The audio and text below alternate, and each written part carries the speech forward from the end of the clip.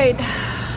Hi. Good. It's okay. Did I just make order, please? Oh yeah, we're just not quite ready yet. We're still looking. Thank you. All right, let's see here. There you go. Thank you. Whew. All right, we should be back, guys. Sorry, Streamlabs totally died on me, so.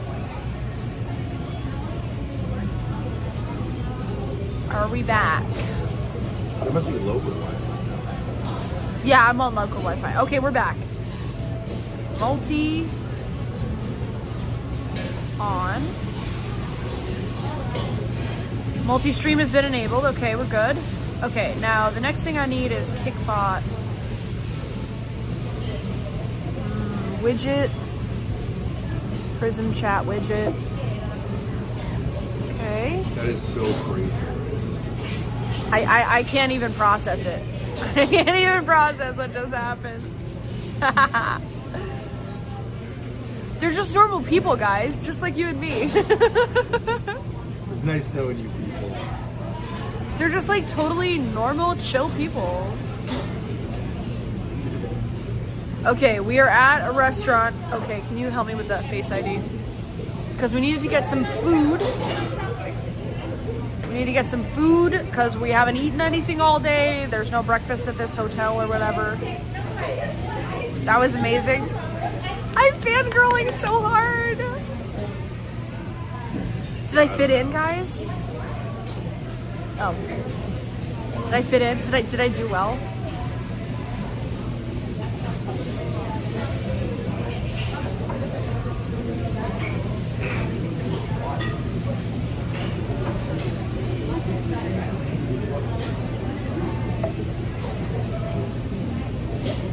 All right.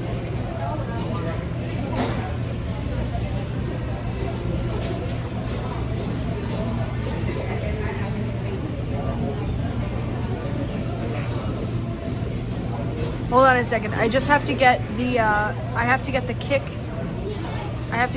chat on Prism. 1 second. Connect kick. Allow access. Okay, we're good. Okay, widget library, saved widgets. Basic chat widget. Need to copy. Okay. This debate sure looks like a restaurant.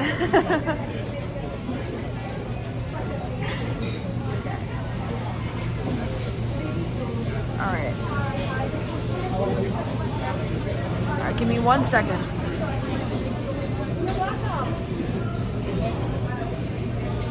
They will never accept an anti-Zionist.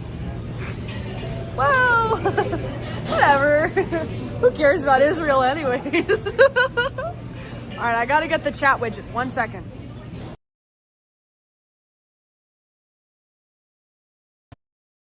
Okay, I should be able to add a web widget. Kick chat.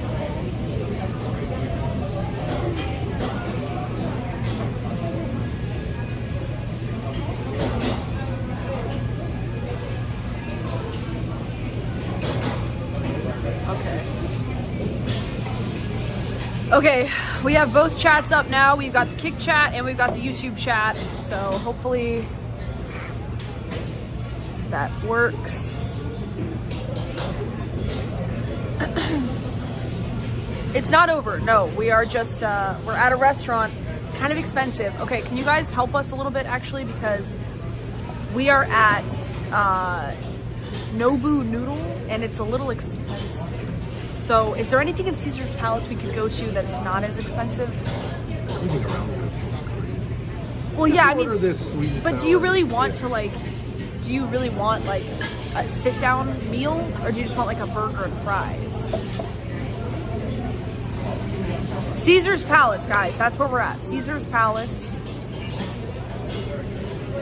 Oh, can I get your mic?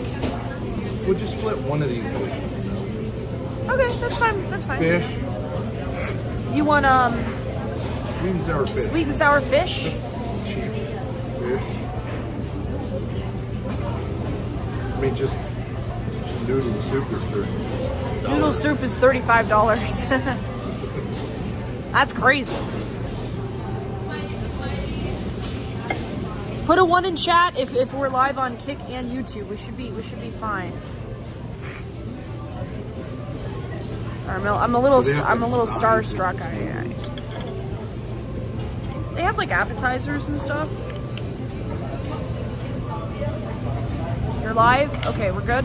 We're good on both. I hear Kyla brought some sour fish. Hey.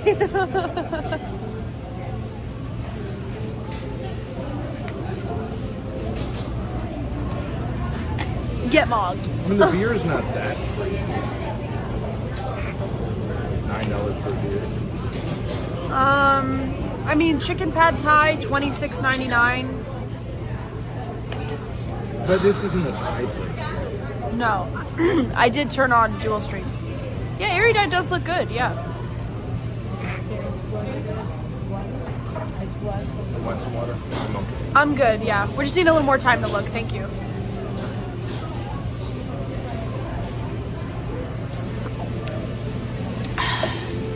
Erudite's boobs look huge. Seafood noodle soup. To be honest, I am not hungry at all, so whatever you feel like. If you want to go to another place, we can just leave a couple dollars and just go to another place. It's fine.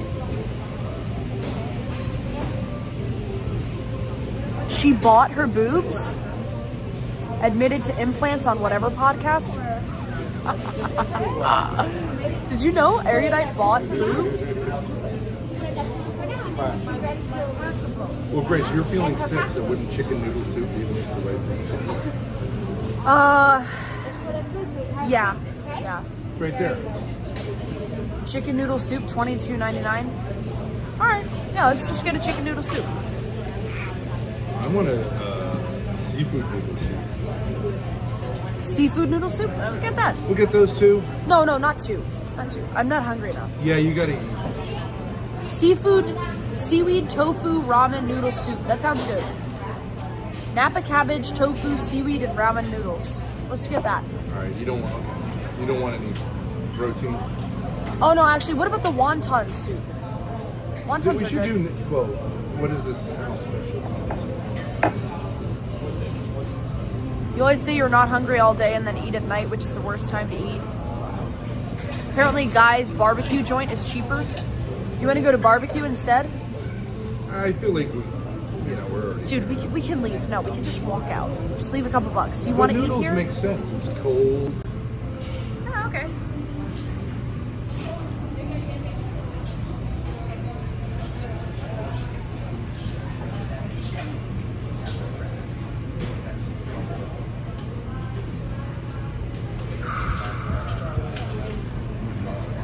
All right, look, it's a noodle house. Let's get noodles. Or do you want to Noodle get house, let's stir-fried get noodles noodles, and okay. rice? No, I don't want anything too greasy. Forget the food, booze, and cocaine. You're a star now. Thank you for the super chat. Thank you for the super chat, Javon. What's kanji? What is kanji, guys? I have no idea.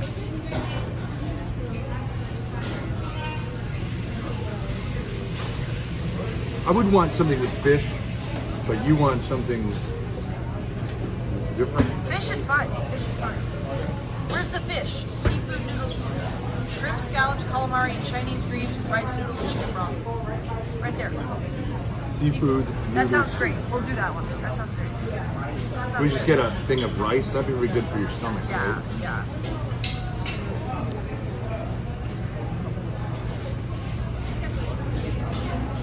Kanji is like rice soup.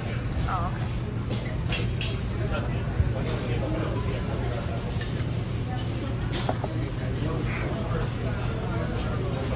Grace, you got like $60 in super chats when you were with Chrissy on YouTube, so retard. Okay. Thanks, guys. Thank you. I'm sorry. Sorry if I missed super chats.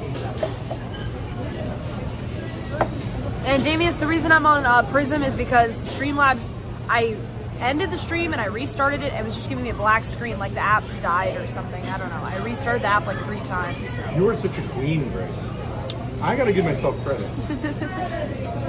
You hung with Gavin McGinnis for like a half hour. Yep. No stress. And then I politely exited, you know, when the party died down. It's like, okay, I'm not gonna overstay my welcome. W social skills. Yeah.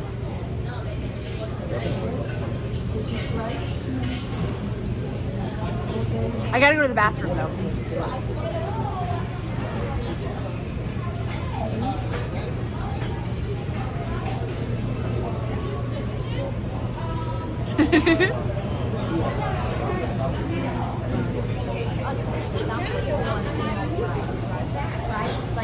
W grooming. Yeah. Groomer hype. Let us Gavin talk to McGinnis Ben. wanted to see your ass. Is that what it was? Yeah. What does that mean? He came up to us and he said, I'll give you a bump of coke if you show me your ass in those tights. I said, don't worry, it's disappointing. Grace. I know. I was trying to roll with a joke. I don't know. Was it a joke? I don't know. I can't believe you asked Chrissy about the stolen Christmas presents. You'll never make friends reading out my chats.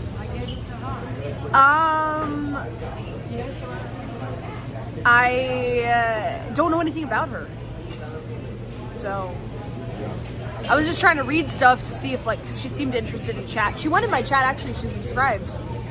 She was in my chat for a while. These people have their own world, these Asians. Yeah. It's pretty cool, but Yeah. it's like there's no sunlight or connection to nature at all. Right? Yeah, it's just this place 24/7. Should have taken him up on the offer, you'd be in. I told Rob Knorr to tell Andrew to debate me on the Whatever You should have said, I'll make podcast. you a deal. I'll show you my ass. Yeah. You should have said, If you hire me as your replacement for Ryan. only if you let me snort it off your ass. No, he was doing this whole bit about how he was at a strip club last night and he would like to be a stripper so he can get some validation. Like, why? How come that's only for women? True. But then me and Chrissy were like, well, I'm not sure if like strippers exactly feel like validated. They you know, you think they do? Like, oh, I'm so sexy, like high self-esteem after. People, yeah, I mean, it's a weird thing, but like, once you go hoe, like, women love it.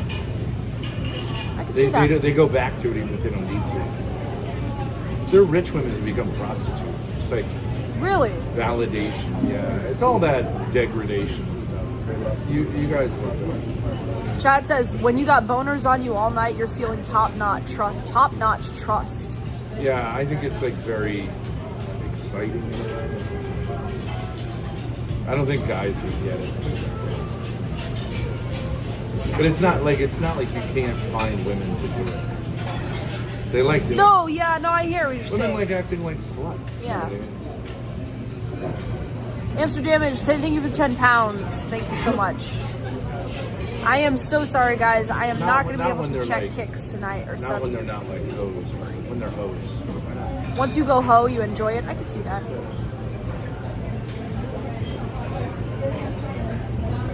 You were doing the backstage work Erudite should have been doing. Well, she was busy doing her homework. Oh, no, I remember what Gavin laughed at. I said he was pointing at Erudite. I was like, you guys got to work on the chemistry, huh? He was like, you think? I was like, a little rough. He's like, yeah. So We locked in, twin. Dicey, because like I'm critiquing, but But he wasn't even bothering. He's like, I'm just gonna go get it. nah, because it was just him and Erudite sitting at the table, not saying anything. Eru died. She's tough. She is ice, man. She is ice. She's like, I just really feel like she just needs to get, just bumped her, like, pushed around a little bit, and then she'll loosen up. But Yeah. once you create that kind of ice fortress, like, you can't let anybody in. Chrissy was introducing us, and she was like, "This is Erudite." I was like, "We already met. Hi, Kyla." Logged. She was like, "Hey." Yes. It's like, yeah, this isn't Destiny's World. This is like normal people, sort of.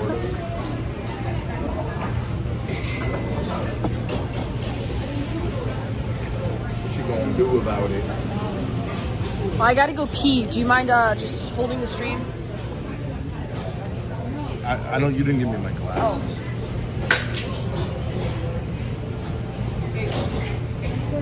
I'll be right back.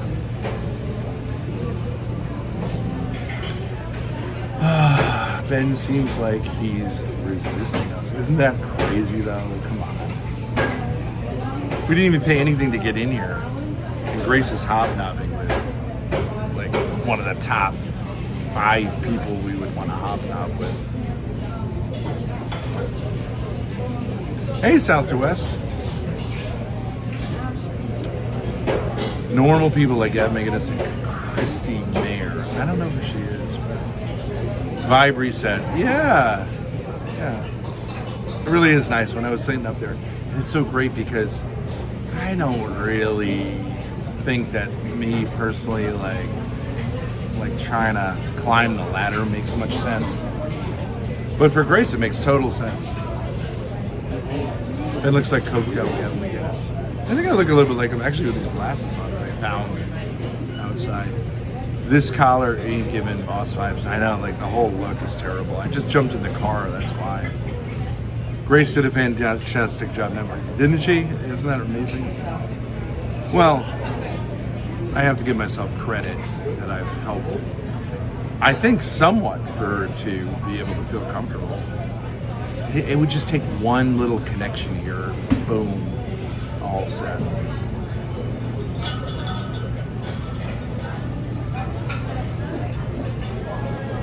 Alexander says, Ben, I'm glad it worked out. Yeah, me too. I mean, it's kind of exciting, but it's interesting. We could help them out a lot. But it's pretty impressive. I don't know how it... I don't know how... I can't believe they must be bleeding money. But Ben, it was good you busted her balls about networking episodes. I don't even think she was trying to network. She just was talking to someone who happened to be a celebrity that she didn't realize, and then she just suggested helping her. And I mean, I totally get how that is. It's like, obviously Grace fits in with those people. She's got great social skills. She's a nice person. She looks the part. She's smart, funny. There's really no reason. It was just a matter of time. But it would be fun if she could, because I think Gavin McGinnis is actually like a guy who just likes to kind of blow it out. So it would be fun, since we're in Atlantic City, if they went casino hopping or whatever. Because I think he's more that kind of guy. Certainly than me. I have no idea. But he seems like it would be fun for him. I know he's married and everything, but that would even make it easier. Like, no problem.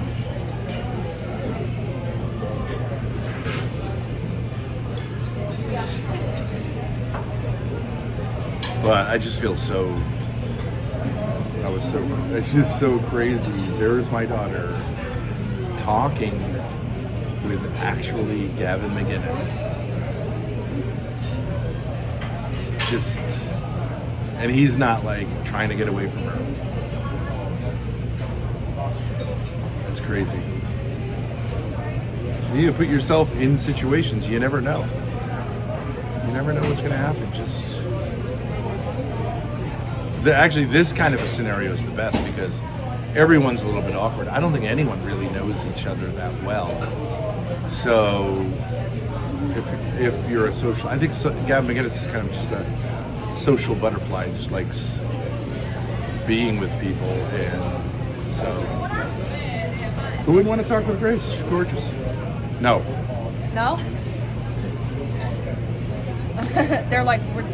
They're just not ordering at this point.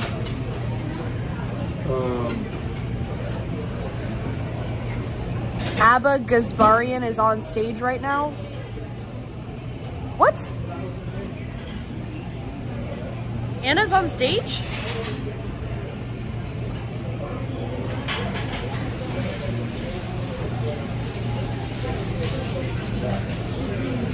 No, this is the Israel debate is next.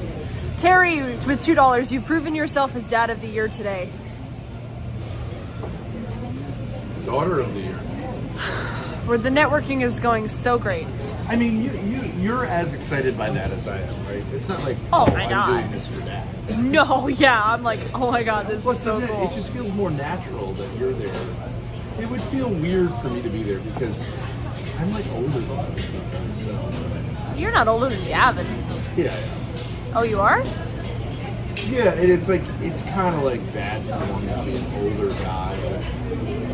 Kind of, you know what I mean? Like Rob Noor's up there. No, I get what you're saying. I get what you're saying. like being a fan. It's just Pussy it's privilege, so sorry. appropriate for you. Yeah, it's just like totally appropriate for you. You know what I mean? Yeah. It, like, makes I all the sense in I the was world. amazed though, like the Lord provided, because like I meet this woman. I think she's just like a debate goer. She's famous. She invites me up, and she has the exact same sense of humor as I do. And we're both sitting there like saying like, kind of like, what the fuck are we watching? But like being supportive. was But she like, there? I think she knows Sam. She knows Gavin. She's friends with Anthony Cumia. That looks good. Right? Yeah. It looks like sweet and sour chicken, maybe.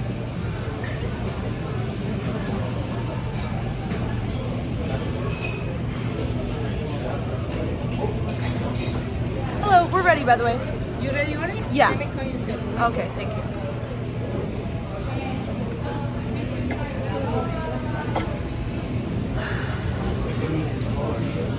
You can't just order with any waitress. She has to get the server. She's like this black or white. Yeah. She has totally like the waist is like this, Oh. and then it goes here. The BBL? Oh, without it. And she's loving it. I mean, it's a thing, whatever. To me, it's crazy. I mean, it's Atlantic City. Yeah. You know, Chrissy said this place is down because of the blacks. Is what? The blacks. That's why it's... What is that? She said, like, basically it's a black town. Atlantic City or just like Atlantic as a City. resort? Atlantic City. Because they moved here? I guess so.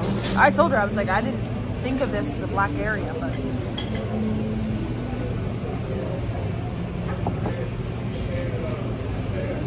No, I wouldn't either. I mean, Newark. Definitely. Newark, yeah.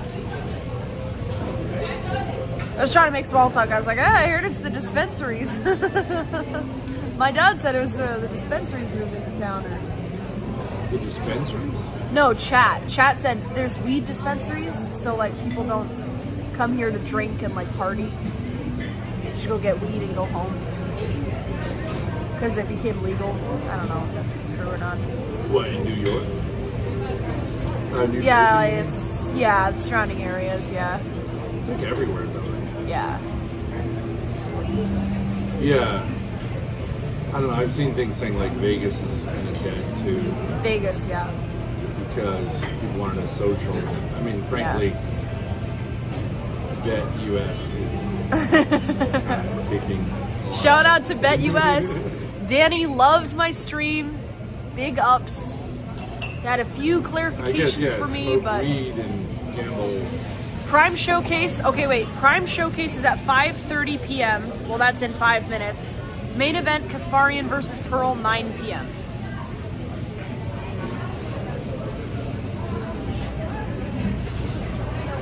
Maybe you could persuade him to boot Kyla and have you in there instead. It'd be way funnier. And then he'd probably be like, "Yo, let's just run it the whole time. Let's just Your comment channel actively. and just drink." It would get more numbers. I mean, I saw in their chat they have like 500 in there now, which is pretty good. Is it The a word channel? war debate. Yeah, they have like a live stream of their commentary after the debate, and there's like 475, 500 people. But Erudite is just like she wants so hard, she wants so badly to sound like she knows what she's talking about, Yeah. and the whole chat is like, this, she doesn't know what she's talking about. So she's really not a fan favorite. But then again, it's a right-leaning channel, Right. so she is.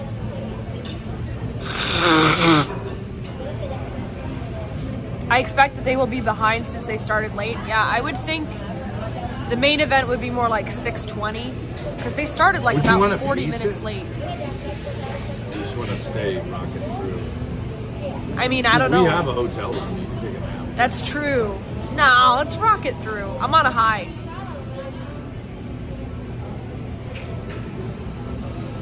That place is so, it's just so bizarre. It's surreal. You're on a pier in the Atlantic Ocean. Everything's rotting on the outside. Yeah, the building is When falling Lisa's apart covered, on you the can see outside. the smoke there. Yep. Andrew Wilson is chatting us at his event I forgot to ask. that he promoted. I forgot to ask Gavin how he felt about Andrew Wilson pulling out because he met him. He knows who he is. Yeah. Just go like this. Another goal: replace Erudite to make her seethe more. Send her packing.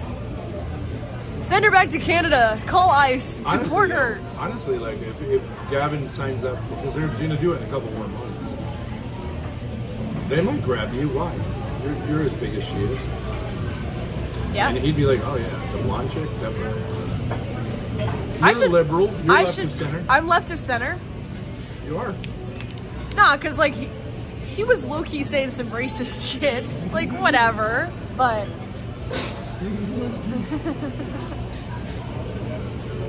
Your daughter was born in Israel? I get it now. Andrew Wilson doesn't pull out. He does. The other baby daddies didn't. Are we gonna get... Oh, come on, let's just leave. I don't want to eat here. No, I do. You do? Nobody's even taking our order. He's coming. Hi, we're ready. Yeah, we want the seafood noodle soup with a side of rice. Okay. And some waters. Seafood noodle soup comes with a rice noodle. Okay, perfect. Comes And then with just rice some noodles? waters. Yeah.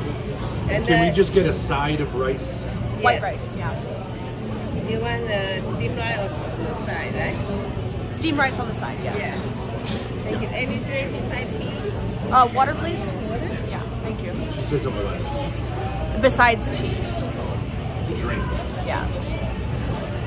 She didn't seem impressed with that order. With Asians, a lot of times they Hard go into robot to, mode. yeah, hard to tell. They don't. Yeah, so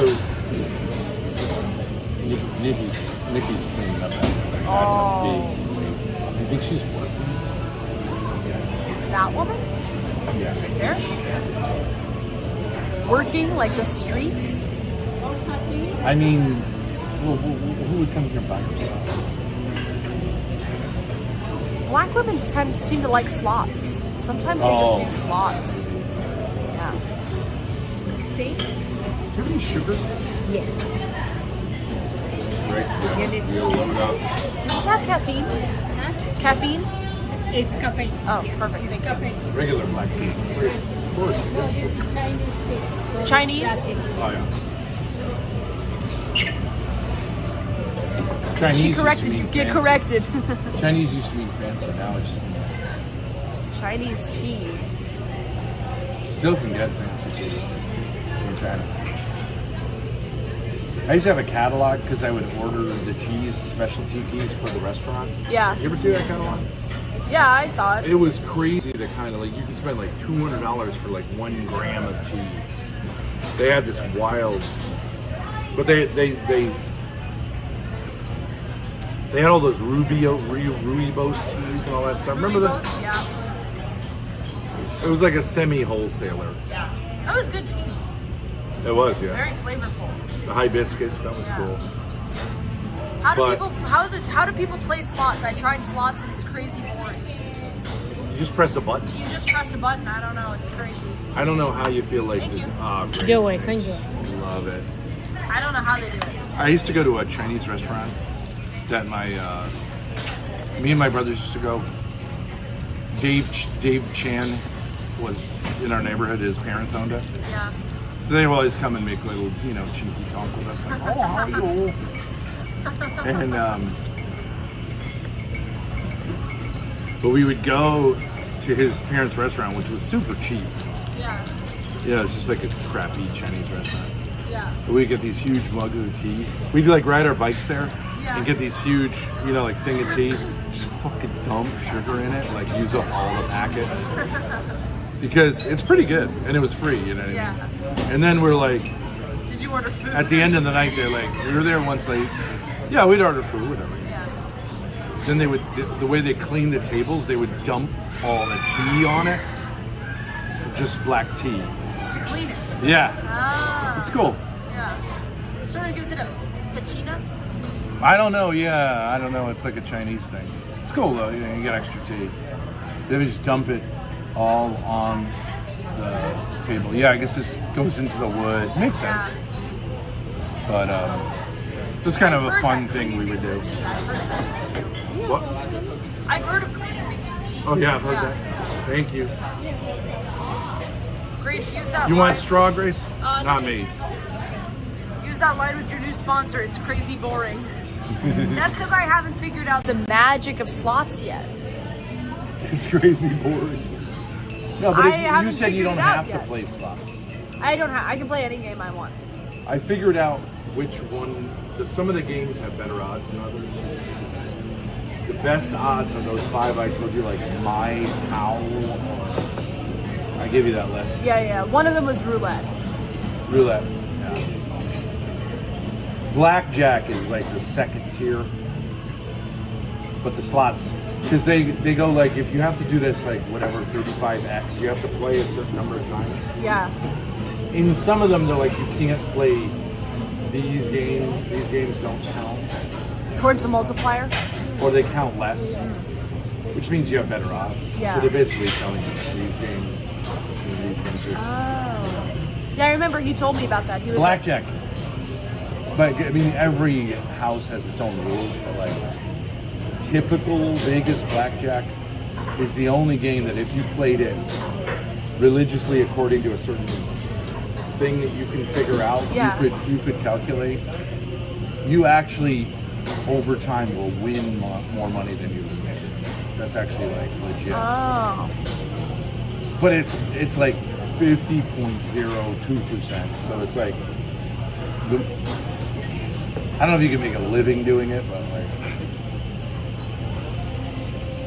and you have to know the system, like all the possibilities. Yeah. But they may have changed it So that you can't game do it. that. Yeah. But I don't think online any of them give you winning odds. Right? I don't know. I doubt it. I don't Because you'd know. have some Chinaman doing it 24/7. Amsterdam says. You know what I mean? Just sitting there going like. Yeah. Amsterdam says. He says, "What do you want? Water, rice, and sugar. Get out." Oh, that looks great. Rice noodle. You? The steamed rice on the side. And would you like the bowl? Yes, that'd Yes, be great. please. Thank you very much. Any sauce inside? You're welcome. What do you think? Hot sauce inside? Not hot or soy. No. Hoisin? Hoisin. Yeah. Beautiful. I learned This looks that. mild. It does look mild. Hoisin will elevate the flavor. But we don't want it to be like American scumbags who just make it. Well, I mean, Ooh, this looks great, Grace, it does honestly. look good. Good choice to come here. Yeah. I mean, you met Gavin McGinnis. It's not time for McDonald's. You gotta get in the grind set of being a winner. That's true.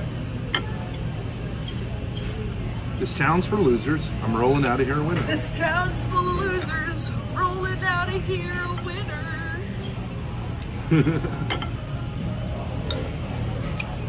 Yo, let me get a scallop. What is that? It's a squid. Squid? Squid. Oh, Wow. interesting. So you like this chopstick? Cool. Chopsticks? Yes, please. Thank you. Enjoy.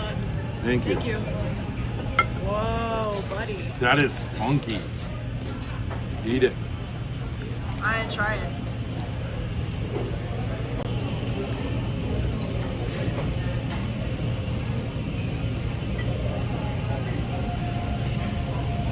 It's not gonna help with the nausea.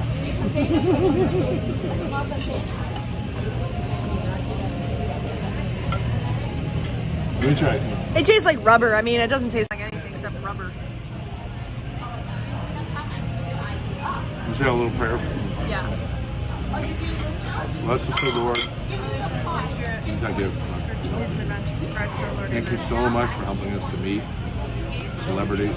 Let's continue to do so. Thank you.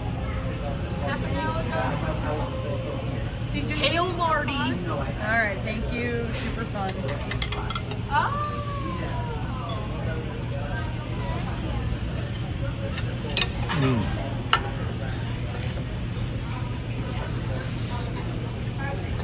Oh, the broth is quite good. Just tastes like chicken noodle soup, though. Seafood. I don't get a really seafood taste from it, low-key. You want a little bit of A little bit of hoisin, doobity yeah. doobity? Thank you. Perfect. No. Stop. Wassail.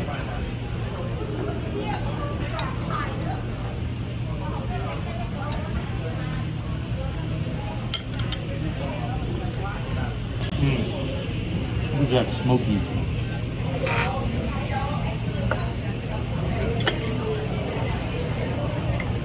This is actually the kind of food that Asians eat.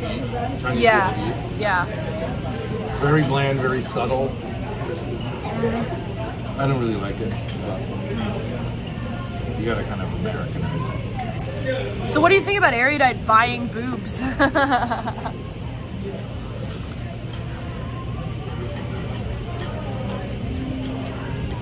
feel like that's not a very liberal move, you know? I feel like right-wing women do that.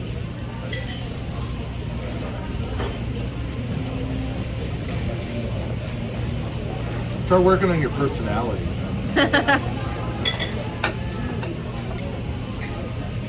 Well, she's already married. Yeah. It's like she was a rude girl in high school and just never got over it. Like, never. No. Like that. I don't know what to say. No way. None of these people were like rude girls. They were just losers. It's true. No, I mean really. They were in the like mental social work. I'm telling you. You keep thinking like that's not true. It's true. Yeah. Oh yeah, that's a good point. She's married and she got a boob job. What does that mean?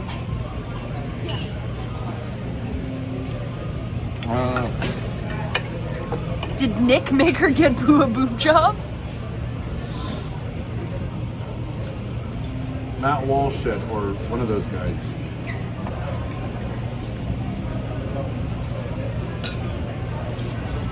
What's the other guy's name? The Italian Michael guy. Knowles? Michael Knowles. They said the key to looks maxing is that you get married, then you don't have to worry about your looks. Which is kind of not true, I think. Yeah. That sounds kind of lazy.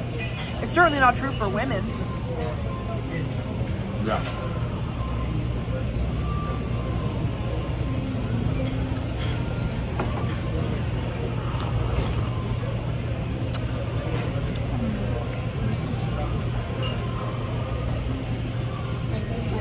I gotta sober up a little bit. I got a little litty off the 2 beers. It was good though. It's good lubrication because like I didn't really know what the hell was going on, so I was just like.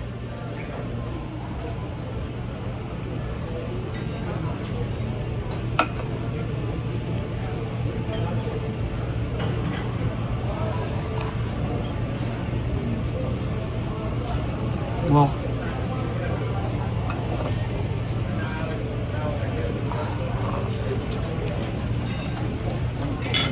very affirming that you didn't that you didn't call it. What do you mean? Not go? Well, you know, I mean, you could have said like, I can't do this, right? Oh yeah, Very because of the affirming. nausea and stuff. It was worth the trip. Yeah. I mean, that's crazy. I mean, it is kind of like anybody who's like, I mean, honestly, let's be honest. Any young female who's somewhat attractive. I'm not saying that's why Chrissy made friends with me, but like, there's no women there. No, right. Like, it's brutal.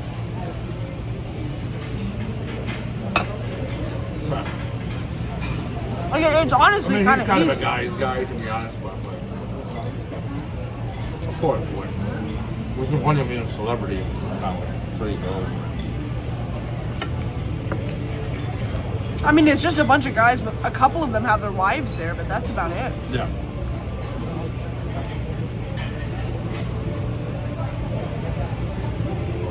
And Nicki Minaj left. Yeah. I It didn't. was crazy. You're saying it's like, Didn't they see it? No. chat, did y'all see Nicki Minaj get up and leave?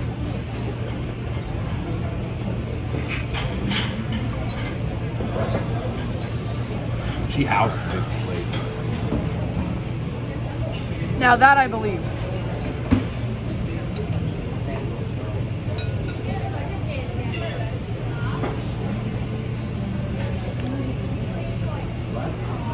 So you say a girl like that comes here to Atlantic City. Buy or sell? Very good, thank you. To do slots, yeah. I think they do it in their free time. I've seen I've seen TikToks, I've seen Instagram reels about like black women, like aunties and stuff. They go and do slots. I don't know why, but it's like their thing. Buy and sell. Yep.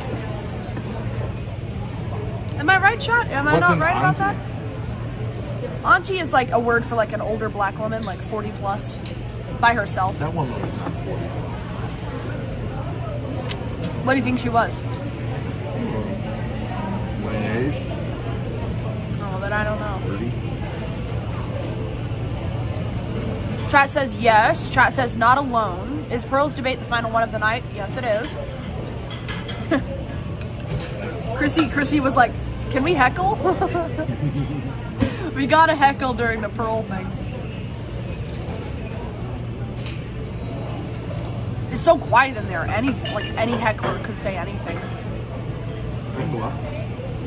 A heckle would be heard 100%. Well, I mean, the mics are pretty loud. It's not like a. That's true. How did you think Ben did? Is Ben Swan. moderator? Oh, he was fine. Yeah, he's Competent. good. I think he had no idea what was going on. It was like kind of the Glenn Lawrence thing. And I told you, upgraded he's a Glenn total Lawrence. dick. He's a mimbo. He's a mimbo, yeah. When I was sitting there and you were up there, these two girls came in with like, you know, a tray of like Starbucks. To meet those guys, whether they work for them or such bimbos, like blasted out, Botox. Bimbos? Yeah, The like- Starbucks girls? No, but they weren't Starbucks girls, but they were just. Oh, they were like, They were like these girls? someone told them, yeah, totally like that. And yeah, like way too much makeup, tights, leggings. You know, would you say like, oh, you know, let's say you're one of those club type guys, Yeah. and say like, this guy's such a scumbag. But for every one of those guys, there's a girl just like that. They love it. Yeah. It's a whole economy. What I'm saying though is, it's not really like men who are sleazy. Like these women love these kind of guys, and they're nice guys usually. You know what I mean? Yeah. But they just assume that you're gonna have sex like within an hour of meeting each other. The girl assumes it too. The girl assumes it too, yeah. And there's like, yeah, there's an economy of like, okay, I take you out, I pay. She's like totally happy with it. It's not like anyone's being exploited. Well- Yeah. Right. It's kind of like everyone's being exploited. Everyone's exploiting each other. Yeah. If everyone's being exploited, is anybody getting exploited?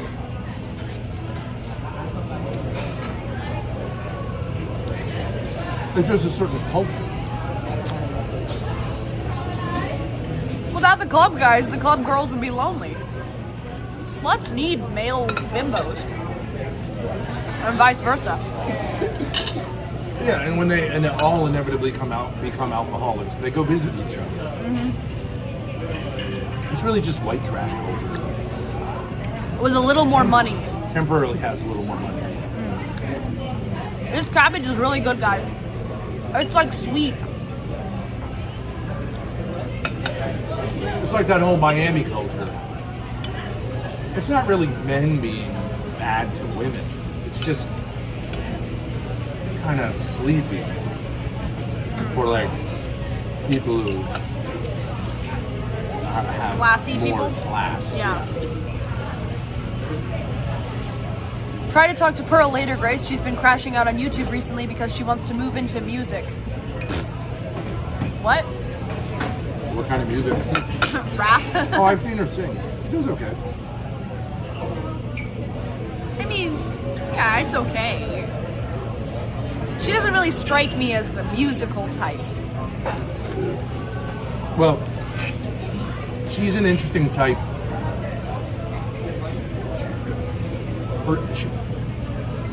Her story is interesting vis-a-vis you because. Great, thank you. I'm good, thank you. You can see it. Well, I don't know. Communication. Because her dad and mom, I think, are very rich, Pearls? Yeah. but they had 11 kids. Yeah. And I think she's one of the younger ones, and it's kind of like, you know, like it's like Adam, like whatever. They don't all have to become like mainstream. You know what I mean? Like, so her doing her own thing, they support. But I think that the criticism of her is that like she never really had to grind for it because Daddy paid for the studio. Yeah. No, I think that is a valid criticism of Pearl. Although she is right about some stuff, some Red Bull stuff. But is it really her passion? You know what I mean? Not really, right? Because if you do something for a few years and you're like, I want to do something else, it's not really. You obviously weren't that into it. Yeah. But also, like, it doesn't make any sense because she's too old to be a musician. You're not gonna break into the music industry at 29. Well, it depends what you mean by musician, you know. If you don't need the money, of course you can do something. Sure, I mean, yeah. You can play You're talking about like being a star. The funny thing about her is she doesn't really have like, no one would say like she has that star quality, that sparkle. No. Which is not a diss really, because just some people just don't have Some it. people don't have it. And I think she's always presented herself as like not one of the pretty girls, Yep. not particularly, which is, you know, kind of like genuinely humble. Yeah. I give her credit for that. She's not trying to. Did you put any sugar? Yeah, I did. You're not gonna drink it? It's really good. Oh, I'm drinking it. Well, you're obviously I'm on not. my second cup. I'm on my third, and I am beaming. I am. No, I wanted to say, chat keeps saying on at expiry, it is on now. Because they switched her timing. Are you guys trolling or is that real?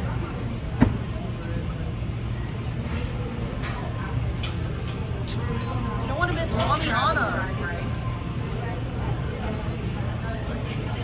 Oh, you want my phone to check? Yeah. This is kind of fun. We should go to more of these things. There aren't any of these Oh things. yeah, that's true. Well, there's DebateCon. Well, lucky. Honestly, I think DebateCon, like, no shade to James, like he is who he is. Yeah, also.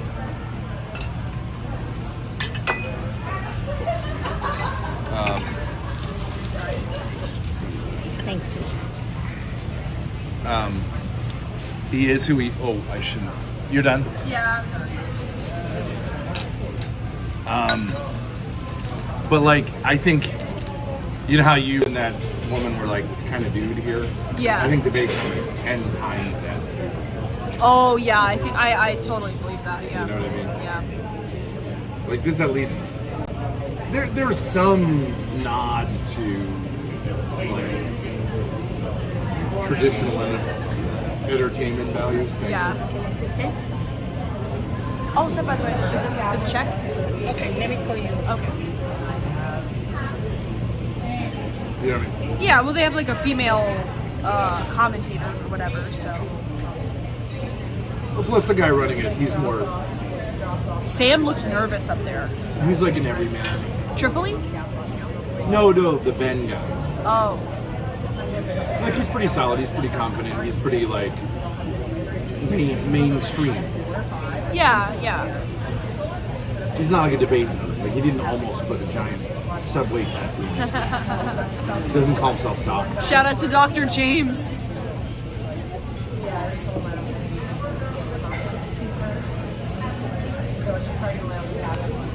Which I'm not saying there's anything wrong with that. Yeah. It's just that's modern day debate. It's interesting to watch somebody try to turn debate into an IRL thing because it's so internet-y. Yeah. No, We're all set. ready for the check. Ready for the check. Thank you. Thank you. Oh, she's getting Oh, I see. barely. She doesn't know. Yeah, because I was like, I thought she was like being rude, but she just is like Straight off. the boat. Yeah.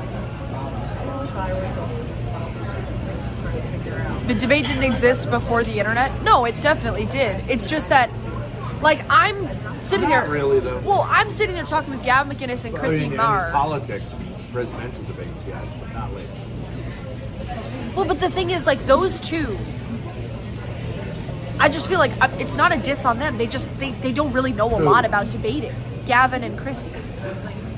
They just didn't really seem like they were in the culture. I know Gavin has done debates with like Destiny and stuff. Yeah, but it was like he just thinks the whole thing's crazy. Yeah, so it's kind of like a weird genre. I don't know how to explain it.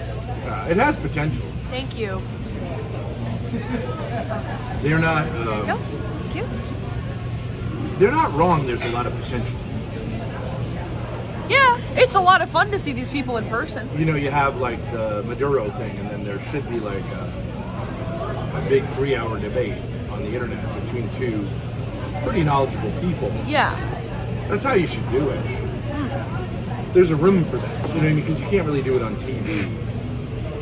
You just get these like blips, and then it tends to be the CNN take is different than the Fox take. It should be that long form. So, anyways, we're just officially like. The rest of the night could be whatever. I can't even. Well, it's great. I'm glad I was here because me being here with you last night made you feel more comfortable. Yeah. And then when you got there, you just mobbed. No, when I got there, I was like, okay, this is a situation where I can have some freedom because thank you very much. It's kind of like it's a little bit of a shit show. So Yeah, like right. I'm not sitting there feeling intimidated. I'm like, all right, I think I can kind of just see what happens. And to be honest, they're glad that we're there, even though we might be slightly controversial, because it's just you're trying to get hype. Yeah. And they could tell, like, this is, if your image is like a WWE event, like, this is a long way from it. Yeah, that's true. It could get there, but, like, you know, and I don't think they're that surprised by it or disappointed. No. I get the sense, like, these people aren't, you know what I mean? Like, they understand it's an investment. It's not going to pay off in the short run. Yeah. But I give them credit. Is $4 enough of a tip? Huh? Is $4 enough of a tip? It's a tip on the subtotal, and like 15 is normal, 15%. Well, this would be like 11. What's the subtotal? 35. So 350 would be 10%. That's pretty cheap. All right, I'll just add, I don't want to do cash then. Is that all the money you have left? Yeah, That's all the cash? yeah. I used it on the beer earlier. Oh, that's a cash part? No, I was using cash and then whatever. Anyways, we'll do 7. So 40. To be honest, like, I don't think she's, like, probably she only gets the cash tips. You know how it is? Yeah. The rest Well, goes to her immigration. Suffer.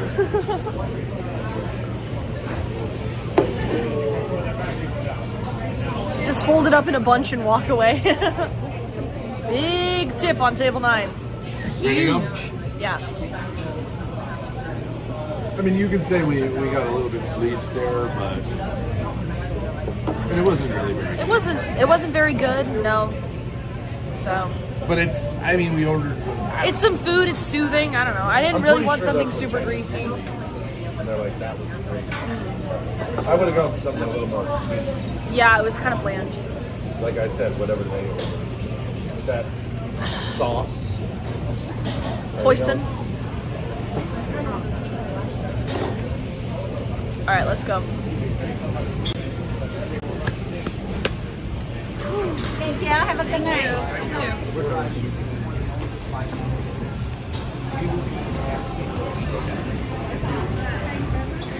I mean, it wasn't. The thing is, like, I just don't think that's our thing. No. How did we get here? Boardwalk. I think it's because there's so many Asians here that they make Asian food taste Asian. I think you're actually what I right mean? about that. Yeah, there's a ton of Asian gamblers for There's all some these reason. games like, Palace East. They just have whole rooms full of Chinese people. They should have a separate separate menu for white people. Yeah, like sweet and sour chicken. Yeah. They actually want like the squid and the Yeah, like bland broth. that funky tube-looking thing. Yeah, the squid. Yeah. They're like, oh, we love this in America. W. What is wrong with you? I like Maduro. Maduro. Wait, turn around. It's amazingly striking. Strikingly similar. Is this the right way? It does say boardwalk. Yeah, it's right over here. Still raining. No, this way. Are you sure? Oh. I don't know. Yeah, no, you're right. Yeah, no, that's it.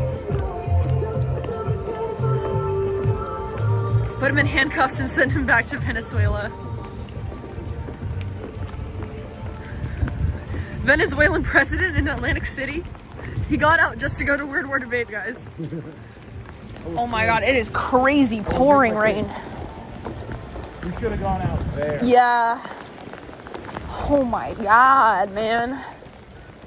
Crazy. Idiot.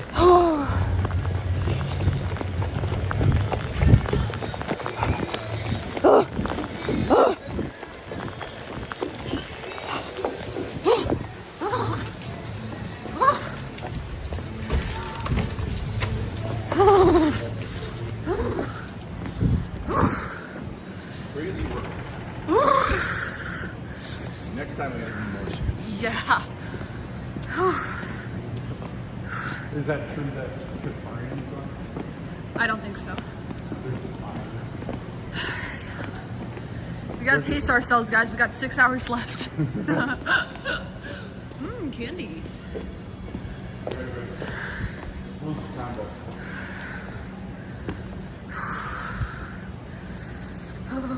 Disorderly, intimidating, threatening, dangerous, or disruptive conduct of any nature, including but not limited to the use of obscene or insulting language or gestures, loitering, Already running, broken. yelling, fighting, throwing any object, littering, playing radios or other audio devices, rollerblading, skateboarding, bicycling.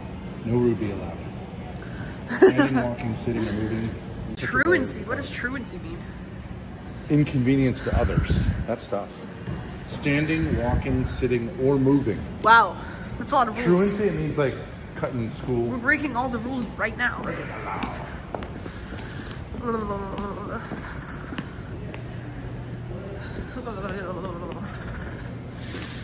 This whole place is kind of cold. Yeah. Keep that on the heat bill. I don't understand. It's Saturday. No, maybe in the summer this comes to life. Maybe, yeah. I mean, there's stuff in these stores. It's not like they're not Yeah, it's not. on. It's not. Yeah, it's not like they're like it's not like a ghetto. No.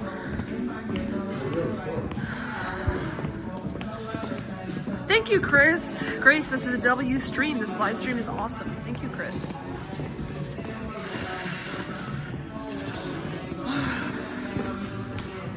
But it's just not. Yeah, there's no traffic. I'm incredibly cold.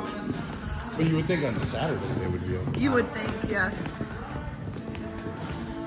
But they own this whole thing, right?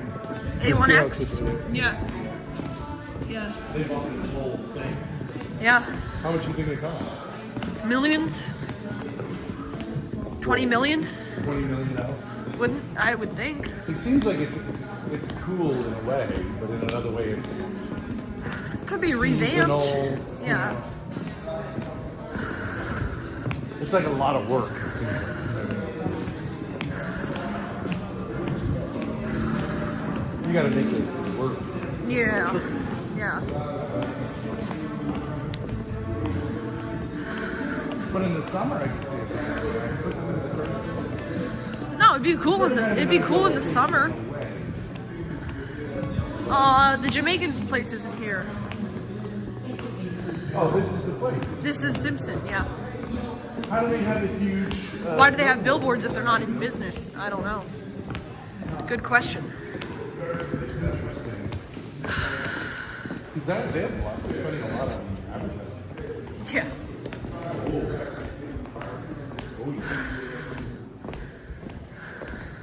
Are you gasping for air? I'm shivering, bro. I am fucking shivering. Fucking freezing, dog. I've lost all my body heat.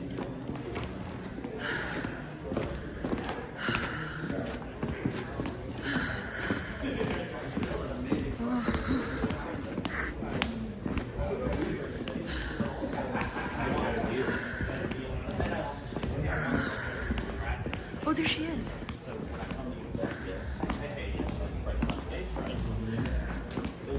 There's the reporter lady.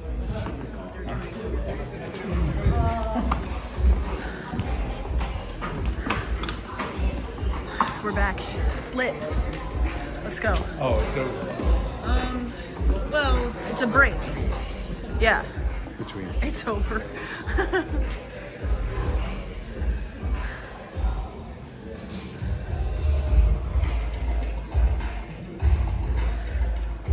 Oh, somebody took our spot.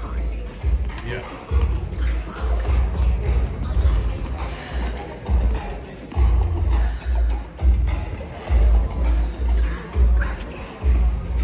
Let's go to smoke. Smoke? Outside again? Yeah.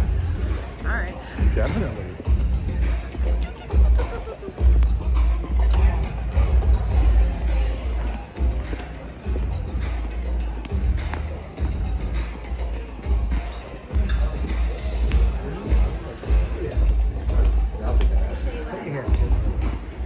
Who's gonna be there? Anna and Pearl, dude. Let's go. Israel debate. I'm gonna heckle during that one.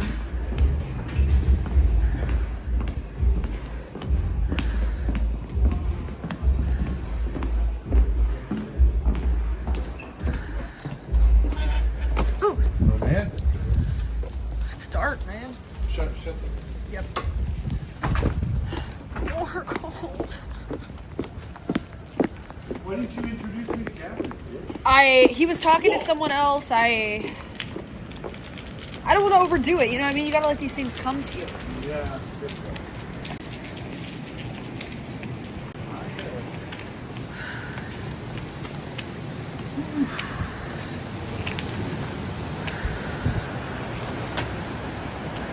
Pretty. Thorpes are the topic of discussion in Word War chat. Hell yeah. Come say hi, y'all.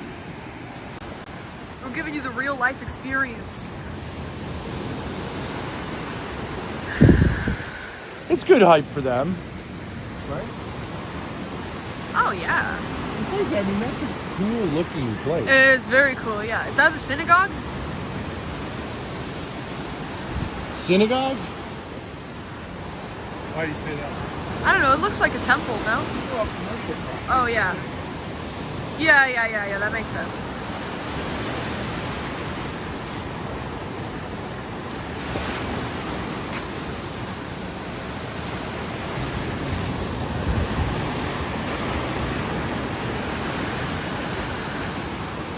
Scenic. This is scenic. Whoa.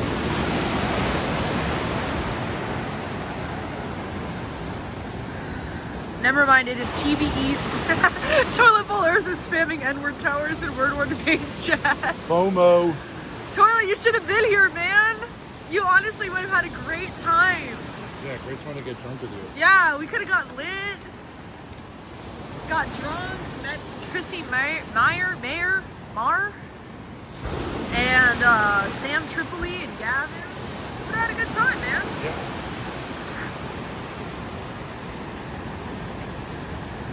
I was in the Word War chat. Everyone agrees you brought more entertainment so far. Well, that is very nice of them to say. Thank you.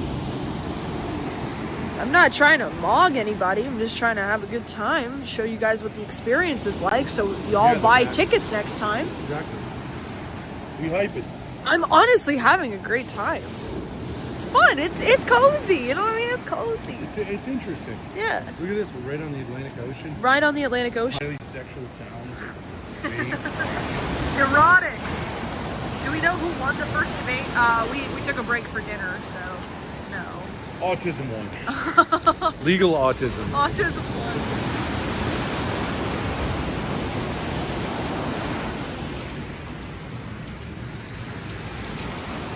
Ryan won. Who's Ryan? Sorry. Pisco? Well, he wore a suit. So Radio Foreman wants to go skinny dipping there on New Year's Eve.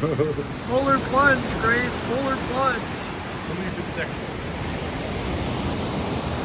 The lawyer. No, Pisco didn't wear a suit. Pisco wore like a Nike. He's a lawyer too, though. Yeah, I know, but he didn't dress like one. I'm guessing He looked dumpy as hell, in my opinion. They're making fun of you in the WWE chat. What are they saying, guys? It's Mayor, spelled Mayor. Mayor. Okay, Mayor. I was saying Meyer. Pisco looked like a hobo. Did Grace go on the broadcast? No.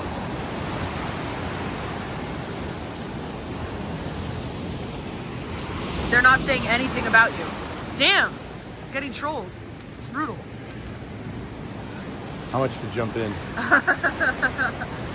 This is the perfect bridge. Oh, it's kind of scary. This is not near as hot as Rob. Rob is cold pimping.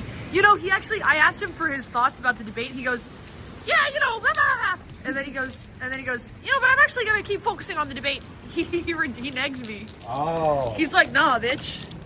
I'm paying attention. I ain't giving you no attention. You talk shit about my hero. No, he accused me of following Andrew Wilson around. I said, tell him to debate me on the Whatever podcast. That's going to be hard, man. Ryan's going to want views. Pisco did not win, and I did not realize how big he was. The next debate is starting. Israel debate, get hype! Let's go! Get hype! Fuck Israel. All my niggas hate Israel. We want to put Netanyahu in jail.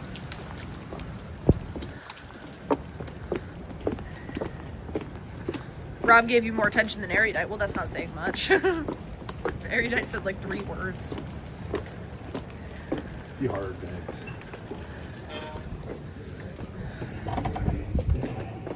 I'm just gonna run to the Bathroom? little boy's room. Sure.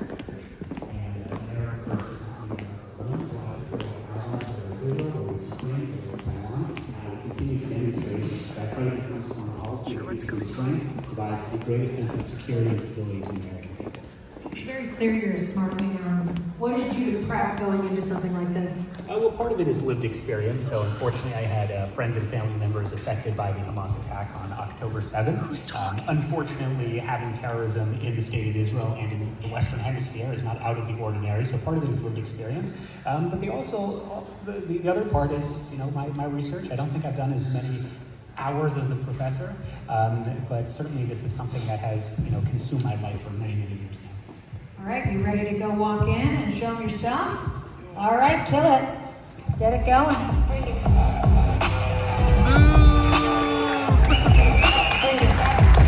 Shabbos Kistenbaum? Whoa! Whoa! Whoa! That's crazy! They actually have sparklers!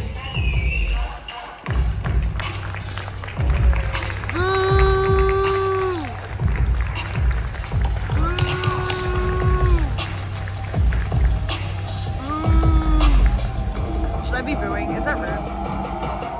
Picking sides, man.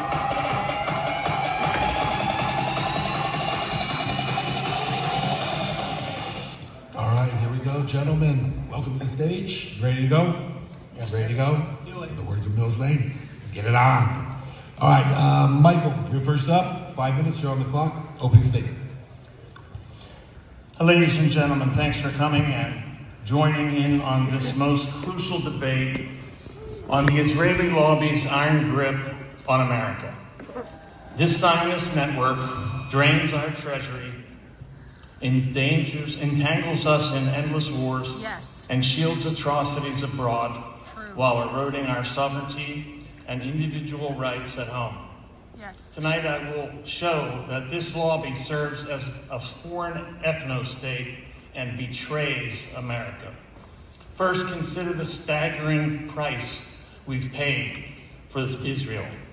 Since 1948, America has poured over $320 billion of direct aid into Israel, the largest recipient of U.S. aid in history.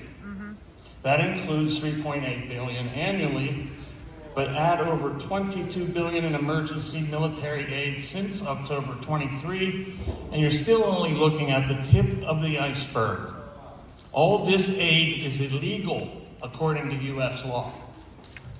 Factor in military costs in the region, lost taxes from pro-Israel charitable organizations, a $7.4 billion trade deficit with Israel. He's a little thanks to dry, a rigged but he's free trade agreement, popping and off. billions to bribe Israel's neighbors, and you'll begin to approach the true total. Include indirect costs like the Iraq War, sold by Netanyahu and American Zionist neocons like Wolfowitz and Pearl. And it's an estimated $8 to $10 trillion, or a quarter of our national debt. Even Trump admitted that our Middle East wars aren't for oil. They're for Israel's security, i.e. belligerence. Add to this the black budget that the intelligence agencies spend on Israel, as much as $13.2 billion a year annually estimated, and the number is astronomical. This isn't an alliance, it's foreign capture. How has this happened? 500 to 600 tax-exempt Israel affinity groups skirt foreign agent laws and abuse charity status for political warfare against Americans. In addition to buying Congress, the lobby imposes anti-BDS laws in 38 states, trampling our First Amendment rights. This foreign subversion, prioritizing Israel over America's interests and Americans' individual rights. And what does this lobby defend? Not Western civilization, as my opponent contends, but barbarity. Israel's own leaders reveal the truth. Former Minister of Defense Yoav Gallant declared Palestinians human animals, and Israel denied them food, fuel, and power. Minister of Finance Bezalel Smotrich said starving millions is moral.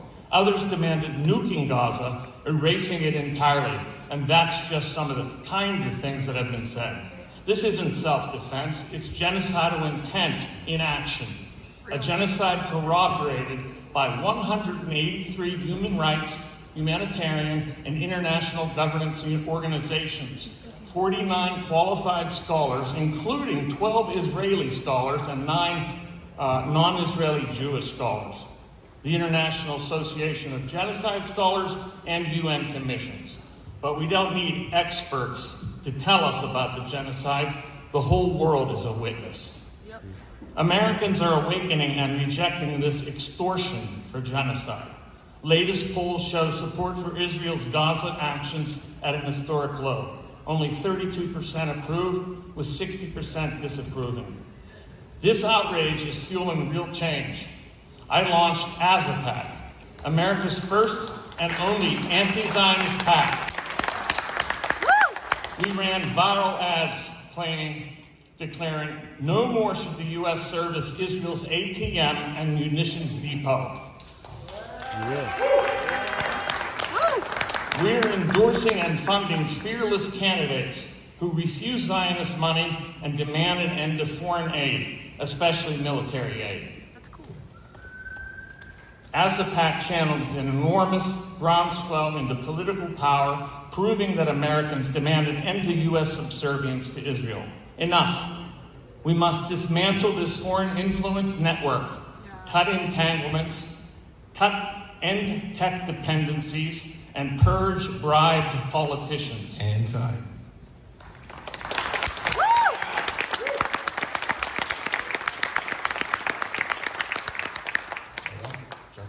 Your turn, 5 minutes. Sure. Well, I'm deeply bothered by the fact that there is foreign influence in the United States government, which is why it bothers me that just last week the Department of Education under Section 117 of the Higher Education Act found that Qatar alone was spending $6 billion to American institutions of higher learning. Why exactly is Qatar paying for American colleges? It deeply bothers me that there are so many Chinese communists at Harvard University that the Chinese Communist Party literally calls the Harvard Kennedy School, which is the School of Public Policy and Government, quote, their party school. It deeply bothers me that there's foreign influence campaign by Russia, which has been well documented that they use their consulates, like the one where I live in New York City in Riverdale, to spy and otherwise conduct espionage on American citizens. But let's be honest, none of you in the room and no one in our political culture or media care about any of those things because, as my opponent just demonstrated, the only country they are singularly obsessed with is Israel. You did not mention any other country in a topic that doesn't even mention the word Israel. But nevertheless, let's talk about Israel. Israel is a country that just 3 years after gas chambers and crematoria were able to beat back 7 Arab Islamist armies. Israel is a country of only 9 million. It has more Nobel Prize winners than both China and India. Israel is a country with full and equal rights granted to both Jews and Arabs, which is why you had just 10 years ago an Arab Supreme Court judge, Salim Jubran, who sentenced a Jewish prime minister, Ehud Olmert, to prison. There is no other country in the Middle East where Jews and Muslims have full and guaranteed equal rights. But before I discuss the virtues of Israel, let me discuss America and foreign policy in the context of the international stage. The Federalist Papers are replete with treaties and examples of the importance of what the Founding Fathers called common defense. Our Founding Fathers recognized that it is the government's most sacrosanct job to provide for the common defense of people, often by establishing foreign alliances, and they support America's foreign policy positions. Understandably, the first war that America as a country ever fought was the Barbary War, a war to stop Islamist piracy off the coast of the Mediterranean. Why? Because President Thomas Jefferson realized that a threat to American foreign policy abroad is a threat to Americans at home. So this bizarre pseudo-intellectual contemporary conspiracy that a nation doesn't need mutually beneficial alliances is as ludicrous as it is historical, which brings me back to Israel. What exactly does the United States gain from our relationship with Israel? It turns out a hell of a lot. Currently, almost every single U.S. Abrams tank uses what's called Trophy, an active protection system for military armored vehicles that was designed, developed in Israel, by Israel, given to America. The United States Marine Corps currently uses the most advanced Buster bunker-busting rocket launcher in the world, the shoulder-launched multi-purpose assault weapon. Its original design was the B-300 system, designed in Israel, produced in Israel, paid for by Israel, given to America. The American military allows fighter pilots to target enemy aircraft simply by looking at them. It's known as the Joint Helmet-Mounted Cueing System. Its creators, Israel's Elbit system.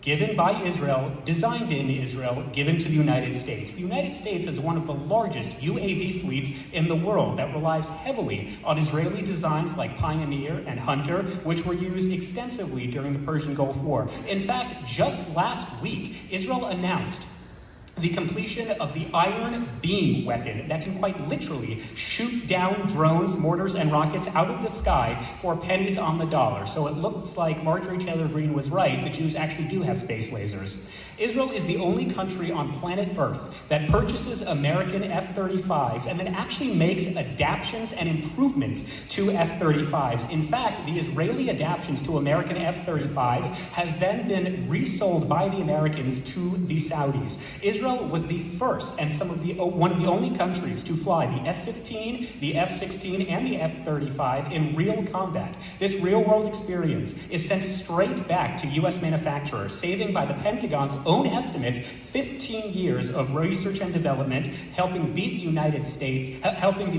beat Russia and China in This global debate markets. is This is a partnership. should foreign It is not backed a lobbyists charity, be as allowed to repeatedly influence stated by the American Pentagon, the policy, but Department it's of really Homeland mostly Security, about the Israel. Senate Armed Forces Committee. Israeli weapons that target Hezbollah tunnels in Lebanon are currently being used by the Department of Homeland Security to target drug tunnels used by the cartel on our southern border. Israel's Mossad raided Iranian nuclear archives my in dad's back. Tehran. They had Operation Grim Reaper, which was one of the most targeted precision attacks in recorded history. When America needs human intelligence in the Middle East, there's only one country it goes to, and guess what? The country is called Israel. Israel is the only Western country that is currently fighting Islamists. It killed Ibrahim Akil, the Hezbollah leader who was in charge of the 1983 Marine barrack bombing that killed 241 Americans. So if your response to Israel eliminating terrorists is anything but thank you, you are not America first. Come on now, come on. So remember, you can have open debate, but we're getting to those points. You gotta cut it off. All right. We have 25 minutes open debate. We're gonna start the timer. Go ahead, John. Well, I mean, let me just say that if we want to talk about Israeli tech, let's get some facts on the table, shall we? 75 to 80% of all the capital for Israeli startups comes from the United States. That's the first thing. Most of the components of all Israeli tech comes from the United States as well, including NVIDIA for chips and Intel for chips, as well as Microsoft, Amazon Web Services, and Google for web services. And they use these tech for the militants that we have witnessed over the past two plus years. Well, I'm glad you mentioned NVIDIA, because NVIDIA just announced that they're going to open their own plant in Israel because they recognize the fruitfulness of having an Israeli-American partnership. And as it pertains to American foreign aid, it's true that America gives roughly $3.6 billion to Israel on an annual basis. What you fail to mention is 90% of the foreign aid given to Israel must be spent on American military equipment. So Israel has to buy U.S. missile defenses, U.S. military technology, and U.S. fighter jets. Now, you can say that there shouldn't be foreign aid, and I've actually support the idea that Israel should not receive foreign aid. But the reality is, America, one of the reasons that they give foreign aid to Israel is because Israel has been so military and technologically advanced that America actually wants Israel to be reliant on American foreign weapons as opposed to shopping the market. So again, if you don't want foreign aid, then I'm okay with that. But it's bizarre that you don't mention, for example, that Somalia received $1.2 billion in foreign aid last year. You don't mention that Egypt received $3.2 billion in foreign aid last year. You don't mention Nigeria, which is currently conducting a genocide against Christians,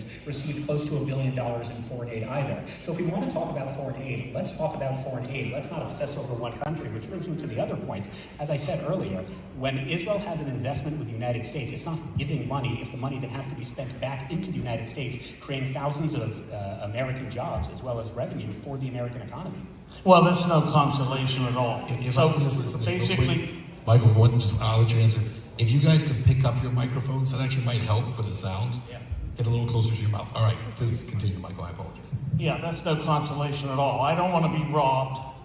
The American taxpayer does not want to be robbed to have Israel buy arms from the United States arms manufacturers, from the military-industrial complex with our money. That is not a good use of our money, and we don't, all the money they spend on American arms is given to them by the United States. So this is just a revolving door. We're looking at them buying our weapons, not ours, but the military-industrial complex's weapons. This benefits the American citizen not one bit. In fact, it's actually extortion. So, and let's talk about some of these technology companies, if we will. Israel is very, very well known for spyware. It is extremely competent with spyware. Let's look at NSO Group's Pegasus, which has been used against Americans in the United States. We had a lawsuit filed by Meta. They charged NSO with attacking users' information on WhatsApp, gaining the access to their accounts, and using that information, targeting particular American citizens, but mostly dissidents, reporters, diplomats, and politicians. So this is what this tech does. I don't want the United States funding Israel's belligerents. I think it's beyond the pale. And there's a difference between Israel and the other countries that we give aid to. And that difference has to do with the fact that it's the most, by far, the most aid of any country. And you look at the other countries that we fund, like Egypt, Jordan, Iraq, Afghanistan, and you're looking at another $10+ billion every year to keep Israel safe. Why is Israel the United States, the responsibility of the United States? It is not our responsibility to protect Israel. Sure, I'd say three quick responses. Number one, you're not really refuting the idea that all the money that Israel is receiving, they're putting it right back into the American economy, which creates more revenue than what Israel actually receives. Number two, you're not refuting the idea that so much of American military technology today is a direct result of Israel R&D. Number three, the argument you're making as it pertains to Pegasus is quite interesting because it's actually an argument that got in a school shooting. You can't blame the manufacturer for the use or the improper use by the individual. So too, Pegasus is spyware. The United States government has used Pegasus. They probably used Pegasus just last week to extradite Nicolas Maduro, but creating a bizarre connection between the improper use of individuals using technology is not a great argument. And again, if you're open to the idea of cutting foreign aid, then I agree with you. Let's cut foreign aid across the board. But what you don't mention is that the total budget allocation of the United States government of foreign aid is less than 1% of our entire budget. We spend $7 trillion as a government every single year. We spend way more than we bring in tax revenue. So if you want to focus on foreign conflicts, I know that it's red meat for the base, I know that it plays well on Twitter, but that is not going to solve our debt or deficit, that is not going to solve homelessness, that is not going to solve any of our economic woes, because again, it represents less than 1% of our total budget, and Israel receives roughly a tenth of that 1%. Well, the United States is $38 trillion in debt.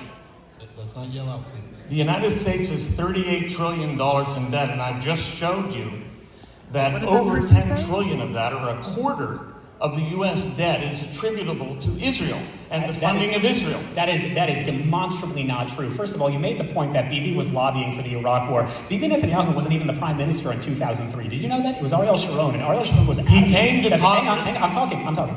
The Bibi Netanyahu was the ambassador. He spoke about that the real enemy was Iran, and then Ariel Sharon, who was the actual duly elected prime minister of Israel at the time, also told George Bush not to go into Iraq, but instead to focus on Iran. The idea that you can somehow attribute $10 trillion of American weaponry through Israel really demonstrates that you don't view any moral or human agency at the hands of American politicians. The American people, we live in a democracy. We vote for our policymakers. If we don't want there to be foreign aid, then guess what? Donald Trump would not have been reelected, but thank God he was. I think the American public has made it very clear that they don't want to support... Then why was Donald Trump reelected? And it is very clear that the public is opposed to Israeli aid. That has been pulled over and over.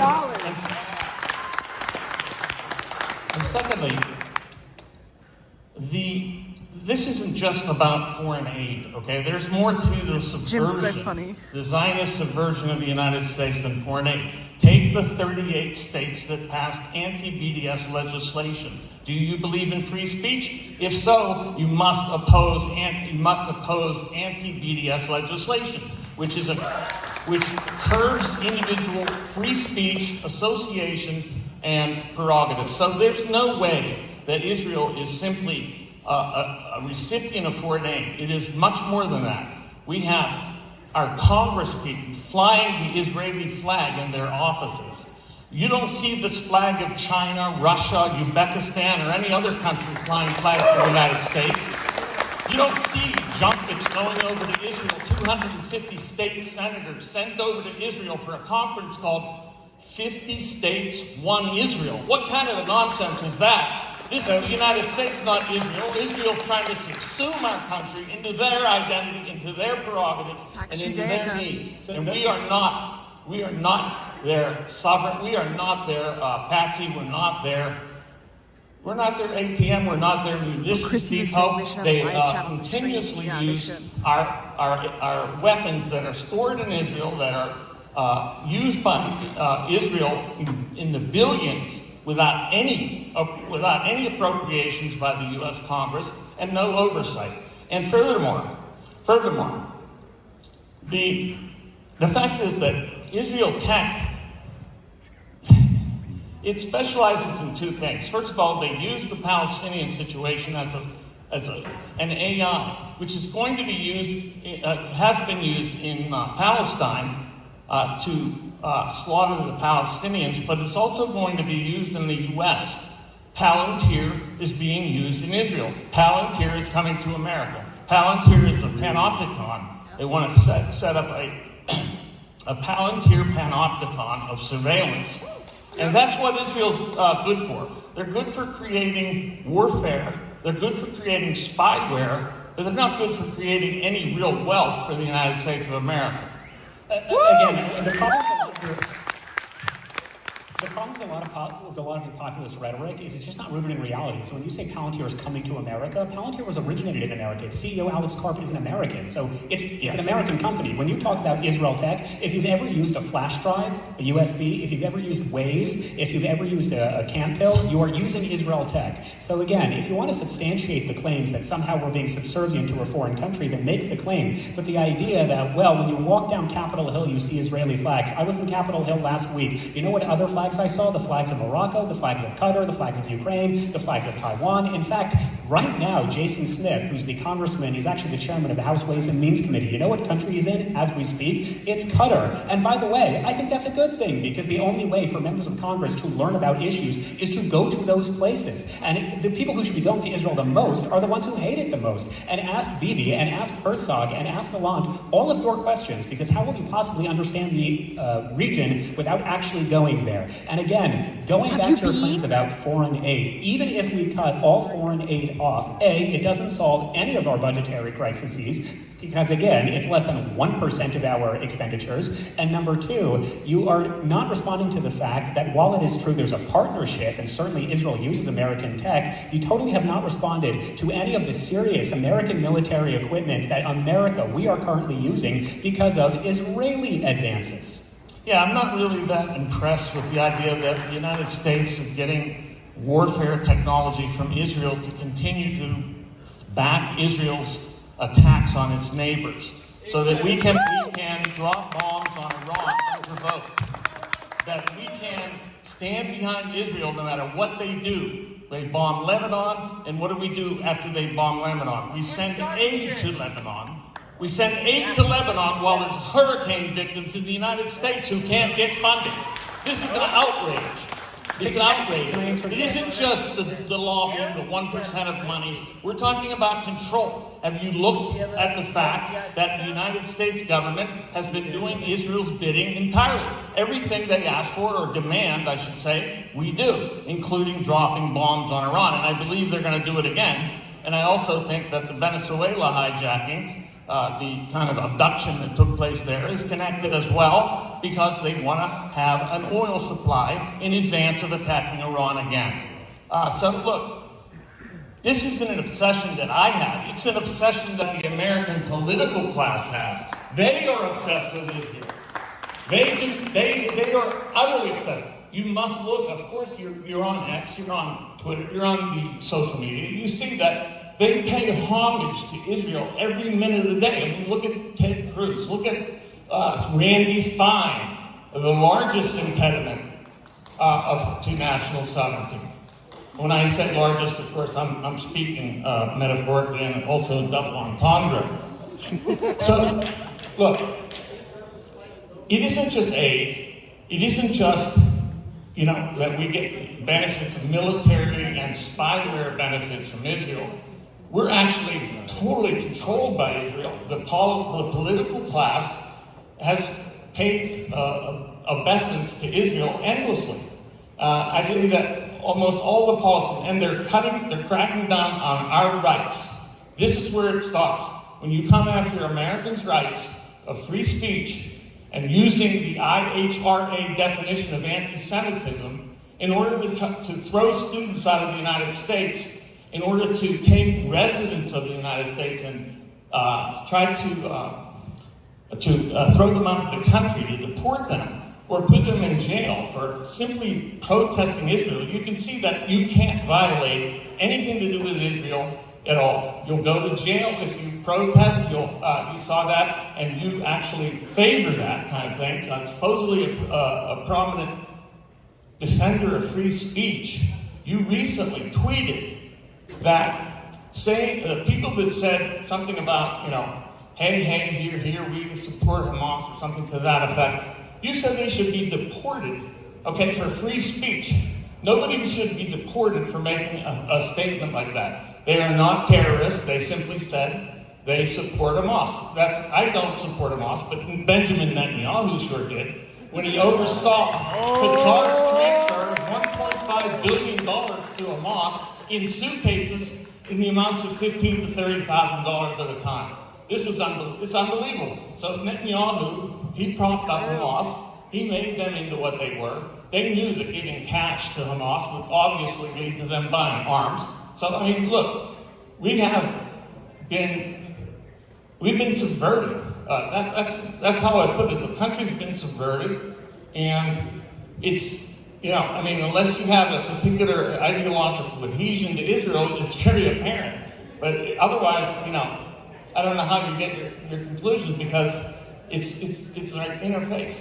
So that was a very long ahistorical 5-minute disposition. So let me I'm an historian, buddy. I'll tell you why. I'll tell you why. So first of all, I encourage all of you, go on my Twitter, you can see the tweet for yourself. Anyone who is an Islamist in this country who chants not just forget about we are Hamas, but death to America or the eradication of Western civilization don't belong in the United States. I'm glad that there's a distinction between you and me. I believe that coming to this country is a right, not a privilege. And if you lie on your visa application like Mahmoud Khalil did, then you get the hell back to Syria and Algeria. For whatever reason, you want him to stay in the country. So that's one of the differences between you and I. It has nothing to do with free speech, and it has everything to do with your ideology. If you are an Islamist from a third world country, don't come to the United States because we don't want to and we That's don't funny, need Gavin. you. That's what this issue is. And hang on, you spoke for like 5 minutes, give me 30 seconds, man.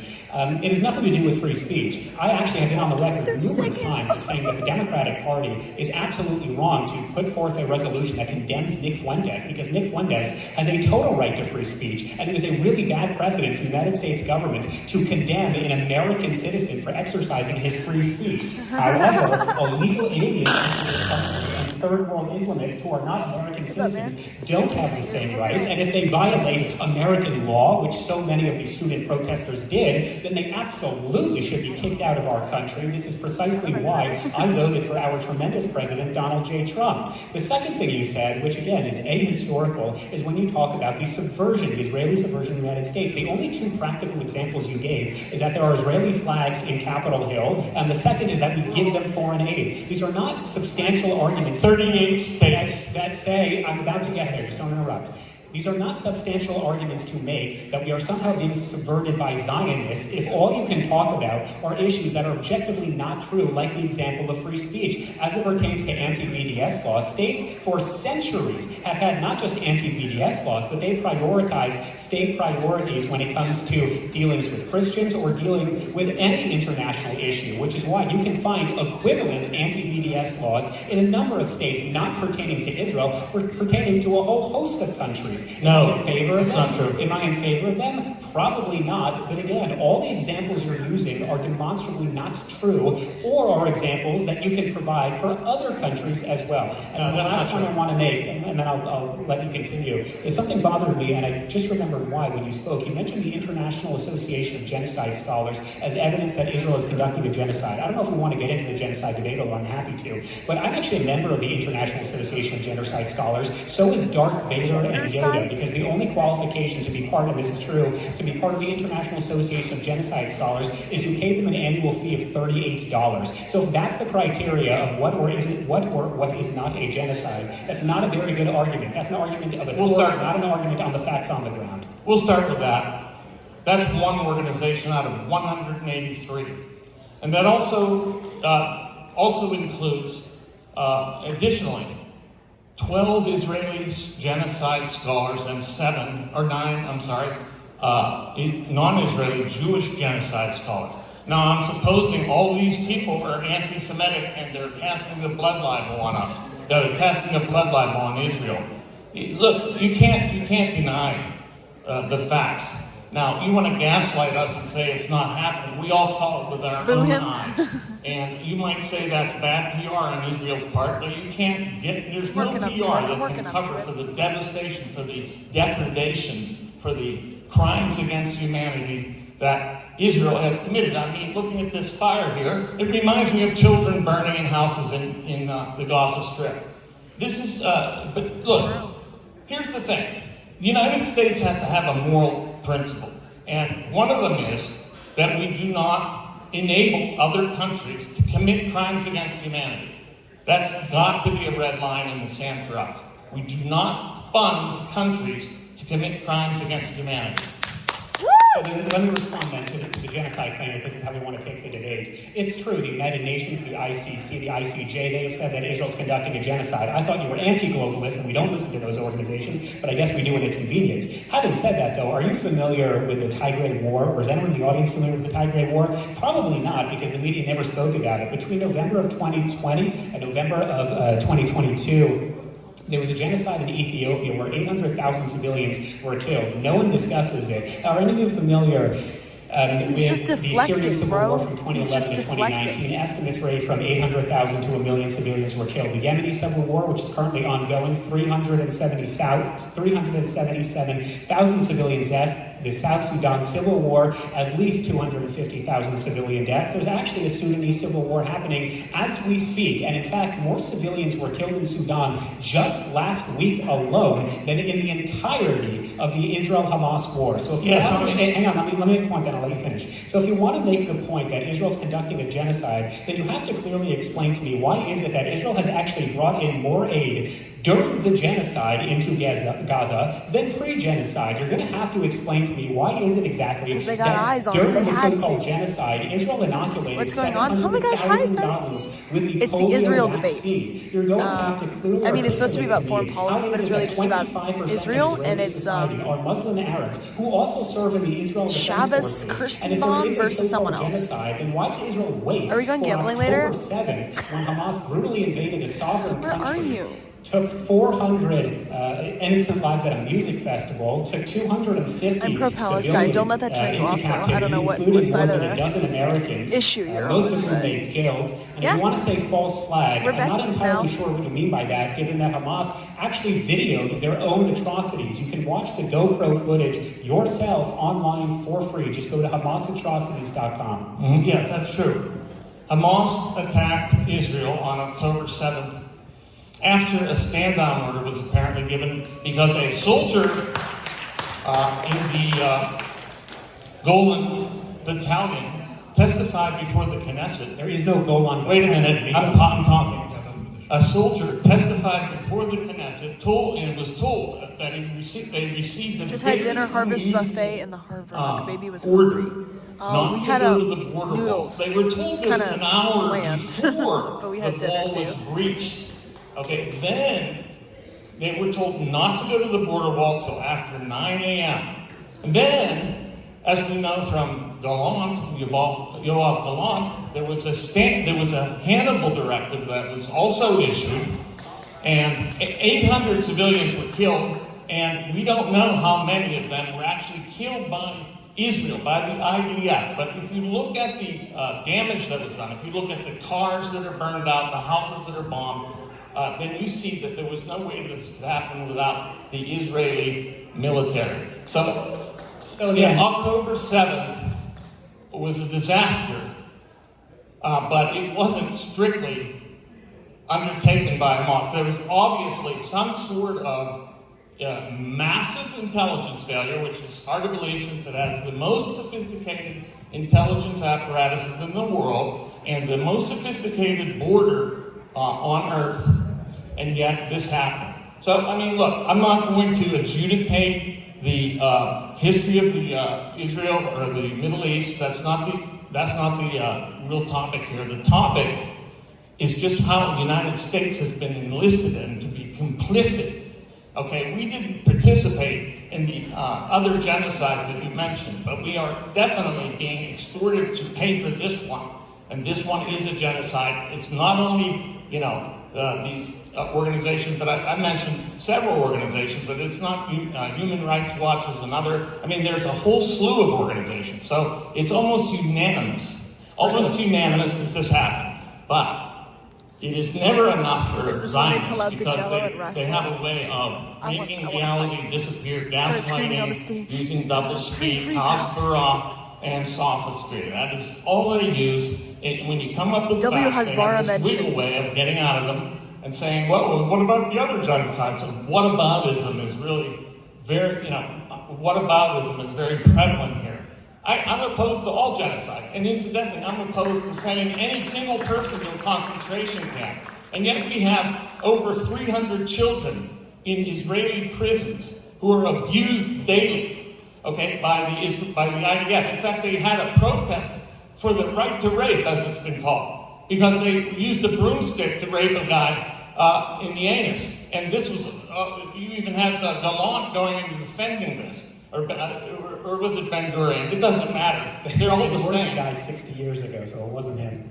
What? Ben Gurion died 60 years ago. Yeah, I said Gallant. Okay, there's also no Gallant At that point, Well, I slipped on that, but that's time. I will have some things to say about Ben Gurion. That's time. By the That's time. Take a break. Put your mics down for just a second. Get some water. Are you enjoying it so far? It's a good debate, right? All right. We're going to get ready to start our next round of it. Before we do, I'm going to take a little privilege here to ask each of you one question. It's not a debate question. In your second round, if you want to get back into it with each other, then you can debate each other. Right? It's clarification. So, Michael, you're talking about, and I know it's a little off topic, so you brought yourself back, but talking about October 7th, is it your contention that the Israeli government was complicit or even responsible for their own people's deaths by not responding? Is that what you were trying to say?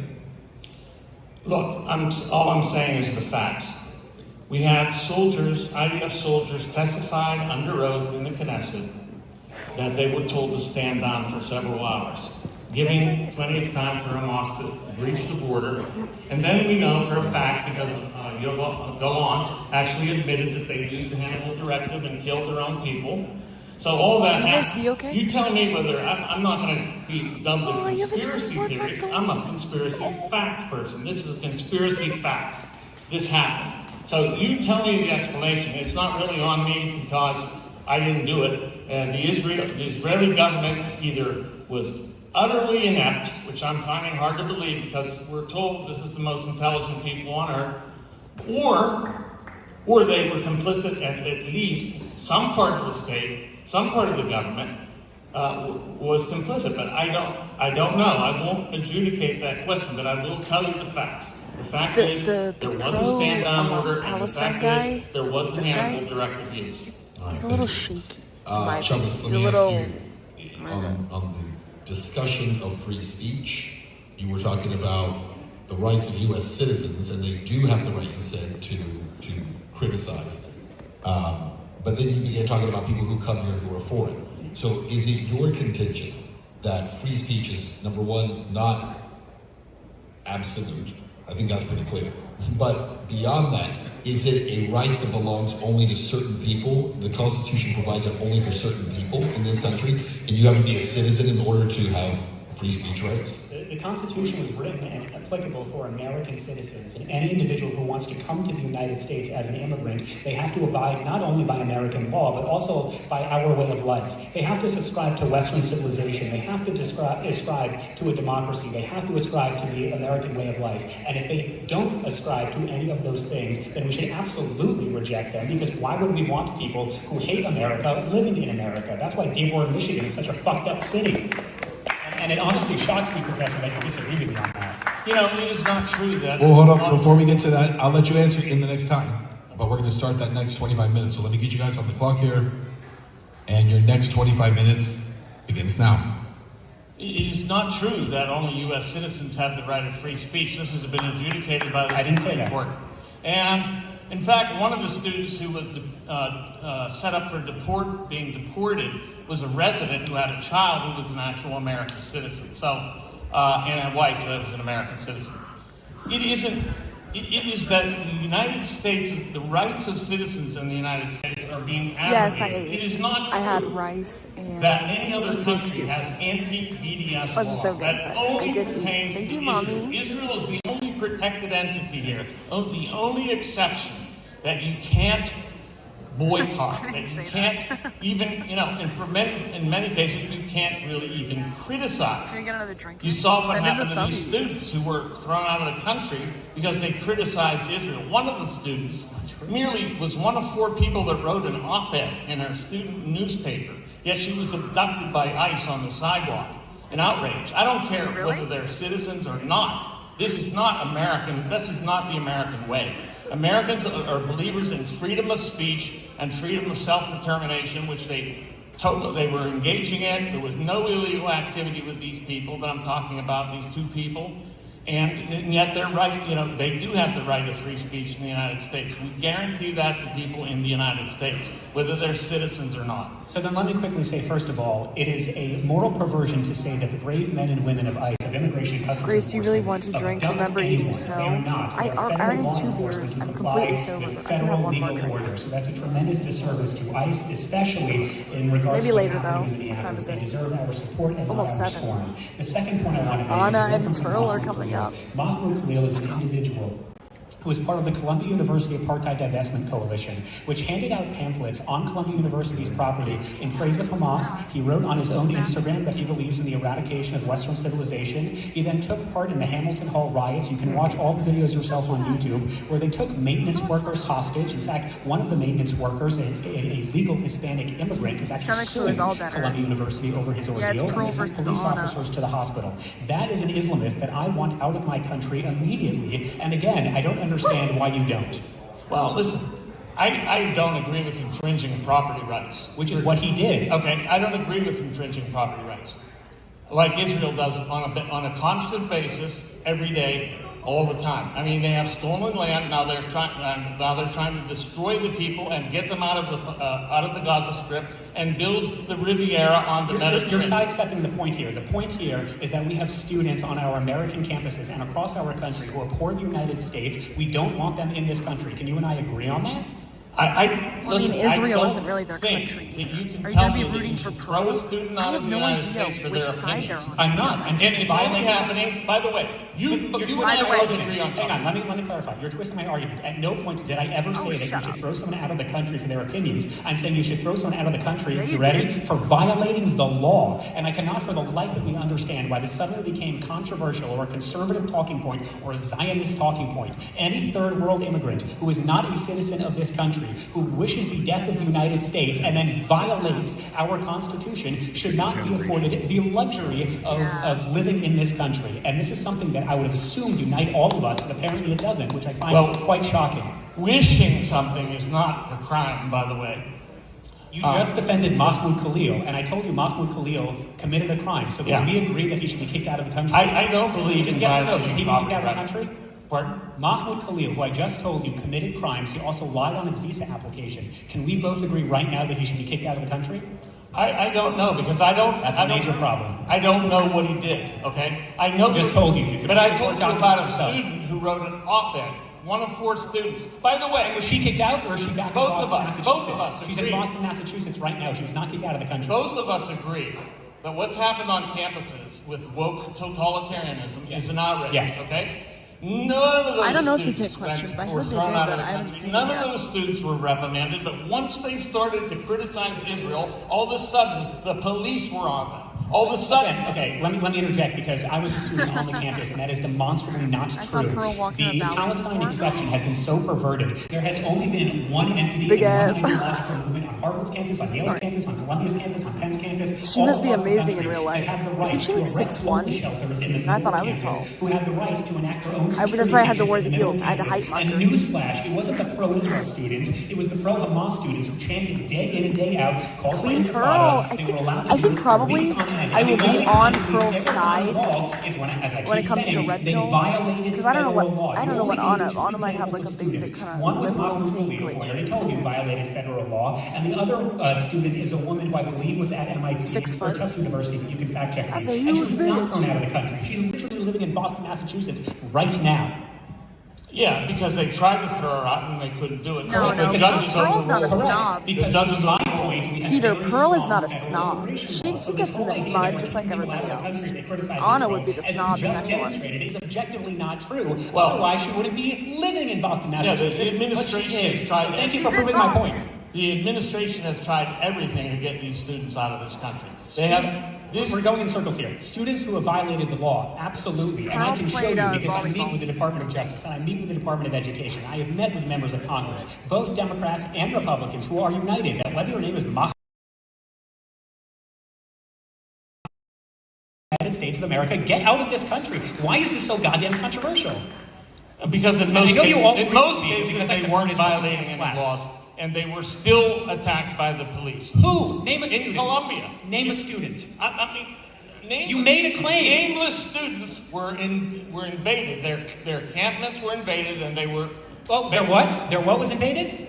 Their encampments. Encampments? I agree they were. Ah, so they're encampments, the same encampments that every single president of every single university said went against university law. So what you're telling me, hang on, what you're telling me based on your argument is anyone should be able to go to any college campus in the United States, erect their own homeless shelters, and if the police show up, well, that's just stifling my free speech. That is a crazy mentality. Yeah, but what happened to property rights? What happened to no trespassing? I thought this was the United States. there was newer cases of students who did nothing. Name a student. The student who wrote the op-ed.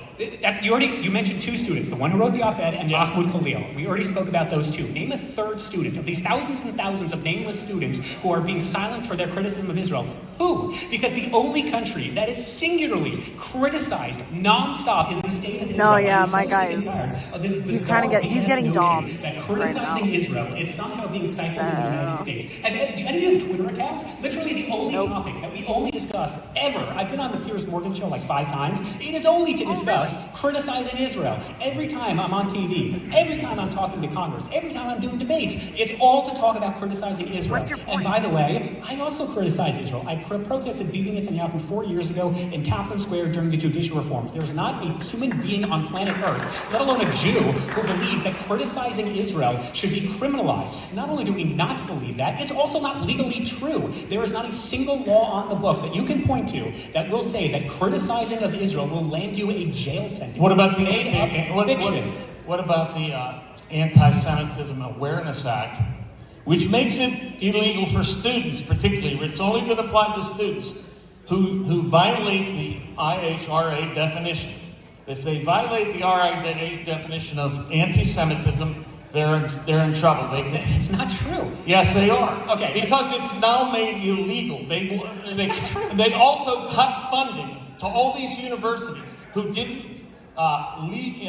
not obey and were not obsequious enough to the Israeli interest. Okay, those students, they lost tons of money. For example, one of the UC campuses, one of the Applied Mathematics Institutes, one of the most important Applied Mathematics Institute, lost its funding because of something that happened on campus with students. That is an outrage. So we have Israel telling us, in effect, through its proxies in the United States, what we can and can't say. And you never addressed the anti-BDS. You said, oh, it's true for everybody. That's whataboutism. They definitely are the only country that is protected by such legislation, and it's in 38 states. That is an infringement of our Andrew rights. says, I've seen Pearl on 2 occasions recently, and she was not sober like Jeremy Level. I'm so glad you brought up defunding universities. So in 2023, there was a Supreme Court case brought by Asian American students. These students were for admissions out of the fall. And it shows definitively that Harvard University, for example, was ranking Asian Americans based on their personalities. How are you going to get over Harvard had that? so egregiously violated the civil rights of Asian students pro that or affirmative anti? action was actually struck down Are by you- the Supreme yeah. Court because Harvard had so Neither. willfully violated the civil rights law. Not only that, Who it do you gets think is better. winning, though? Not only that, during the discovery process that Harvard brought during the Supreme Court trial, it was definitively proven that Harvard University, along with their dean Yeah. offices, were actively It's kind of a discriminating generational against divide, Christian I would white say. students,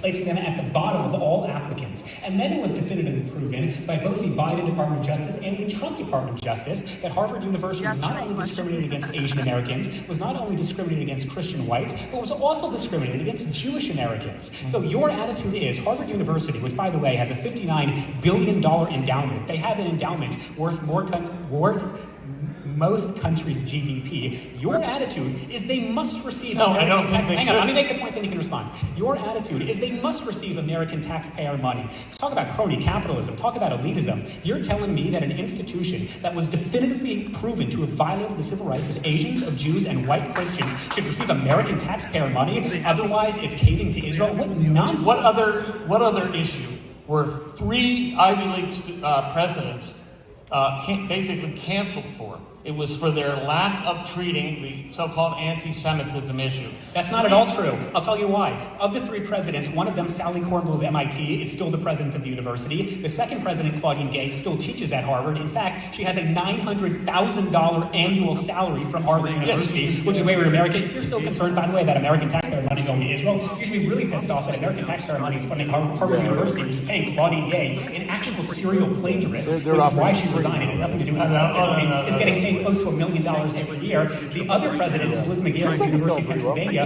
who, you know what she does right now? She teaches at Harvard Law School.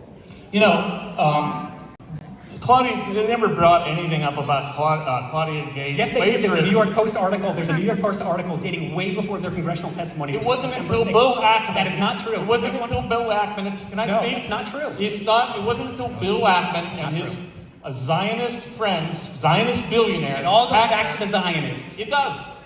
It does go back to the Zionists. In this The case, Zionists made Claudine Gay plagiarize her dissertation 20 they years never ago. called her out on plagiarism until after the protests and the so-called lack of response. Okay, to all of you anti-Semitism. right now, that is demonstrably not true. You can go on Chris Rufo's Twitter page right now, and he was talking about Claudine Gay's plagiarism well before the December 6th congressional testimony. That is documented in fact. Yes, but it didn't cause her to get fired from the presidency. Correct. She's still in office. She still has a job. I never said she didn't. They took her down from the presidency because she didn't respond adequately to anti-Semitism on campus. Sorry, hang on. Are you saying that's a bad thing? What? I just want to understand, even though I disagree with your premise that she was fired because of anti-Semitism, she wasn't. She was fired because she was a serial plagiarist. You're saying she was only fired because she refused to respond to anti-Semitism. You're saying that's a good thing? I think she should have been fired long before that. That's a different Okay, story. glad we agree with each other. That's not why she was fired. And I don't agree with giving all this money to these institutions. Great, I'm I glad actually you're on my believe in team. cutting it all. But it's only cut on this basis. The anti-Semitism, lack of response to anti-Semitism. That shows you differential partial of application of these principles. In other words, I'm not at all clear what you mean by that, because the Department of Justice found that Harvard University was discriminating against Asian Americans. You have no problem with that. The Department of Justice found that Harvard University was discriminating against white Christians. You had no problem with that. The Department of Justice found that Harvard University was discriminating against Jewish Americans, and all of a sudden that's problematic for you. I'll give you a quick example, because I sued Harvard University for their violations of civil rights. There was a staff member who challenged me to debate him in a secluded underpass as to whether Jews orchestrated 9/11. He then vandalized all of our hostage posters, and then he posted a video of him waving a machete with a picture of my face, saying he wanted to fight. He's coming after me. He's coming after more than blood. To this day, Harvard University has not once responded to me as it pertains to his employment status. So you're saying that's an acceptable conduit? And by the way, that has literally nothing to do with free speech. It has nothing to do with Israel. There was a Jewish student at Harvard Business School who was physically assaulted on campus. You can watch the video for yourself online right now. It has nothing to do with free speech, and it has nothing to do with Israel. The mainstream media and both far left and far right politicians have concocted this bizarre narrative that when Jewish students say that they're being discriminated against, oh, it's because of viewpoint, it's because of Zionism, it's because of Israel. No, it literally isn't. And by the way, if you're so upset, and I don't mean this accusatory, I mean this genuinely, if you're so, shut up, if you're so upset about the way in which Jewish students presumably talk about free speech, then all of you should be horrified that 4 years ago, the Foundation for Individual Rights and Expressions, FIRE, ranked 238 American universities as to how well they committed themselves to free speech and the First Amendment. You know what Harvard was ranked out of 238 American universities? 238. They were ranked dead last. This is an institution that demoted a black professor for coming out against Black Lives Matter. This is an institution that disinvited a controversial speaker who was deemed transphobic. This is an institution that unenrolled 12-admitted students when it found out that they were posting racist memes in a private WhatsApp group. But the mainstream media literally did not give a shit. It's only when Jewish students said, hey, there's a bit of a double standard, all of a sudden everyone started to pretend that they cared about free speech. Give me a goddamn break. Look, I think you're kind of like trying to, well, first of all, I've made several points that you've completely ignored, and we should talk about them. For example, because you're just, what you're doing is kind of what they do on the Congress floor to keep a bill from going. You brought up the university, so I responded about that. Just talk about the fact it up and I'll respond. that we have 500 to 600 charitable organizations who take money from Israel or Jewish or other Israeli supporters, and they do not pay taxes on this money. Of course, this is over $1 billion a year, okay? And they use this money to basically, instead of charity, by the way, the U.S. government has made a rationale for charity. Charity is used for social welfare, and the rationale is that the government will not have to pay for the social welfare if charity is given. But these Israeli affinity organizations, they exploit this charity law, and they use it to lobby our government, and furthermore, to extend the settlements in the West Bank and other issues. So they're funding they're getting tax exemption at the same time as they're actually funneling money to buy our political class, okay? Why is that? Now, you probably say our political class isn't bought off by Israel, and you tell me why AIPAC is so successful. In 98% of the cases, they win because they have money, and the money was coming from a nefarious source in terms of charity. They're charities. They're not real charities, but they're being charities, and they get out of tax-exempt status. They funnel this money into these PACs. These PACs buy our politicians to the point where people are actually afraid to run against them. Okay, so let me respond. They can make more points. I just want to make sure I address all your points, and then we can keep going. I'll tell you guys a little secret about AIPAC. Not that I work for them, although you probably all think I do when I get $7,000. I wish I got $7,000.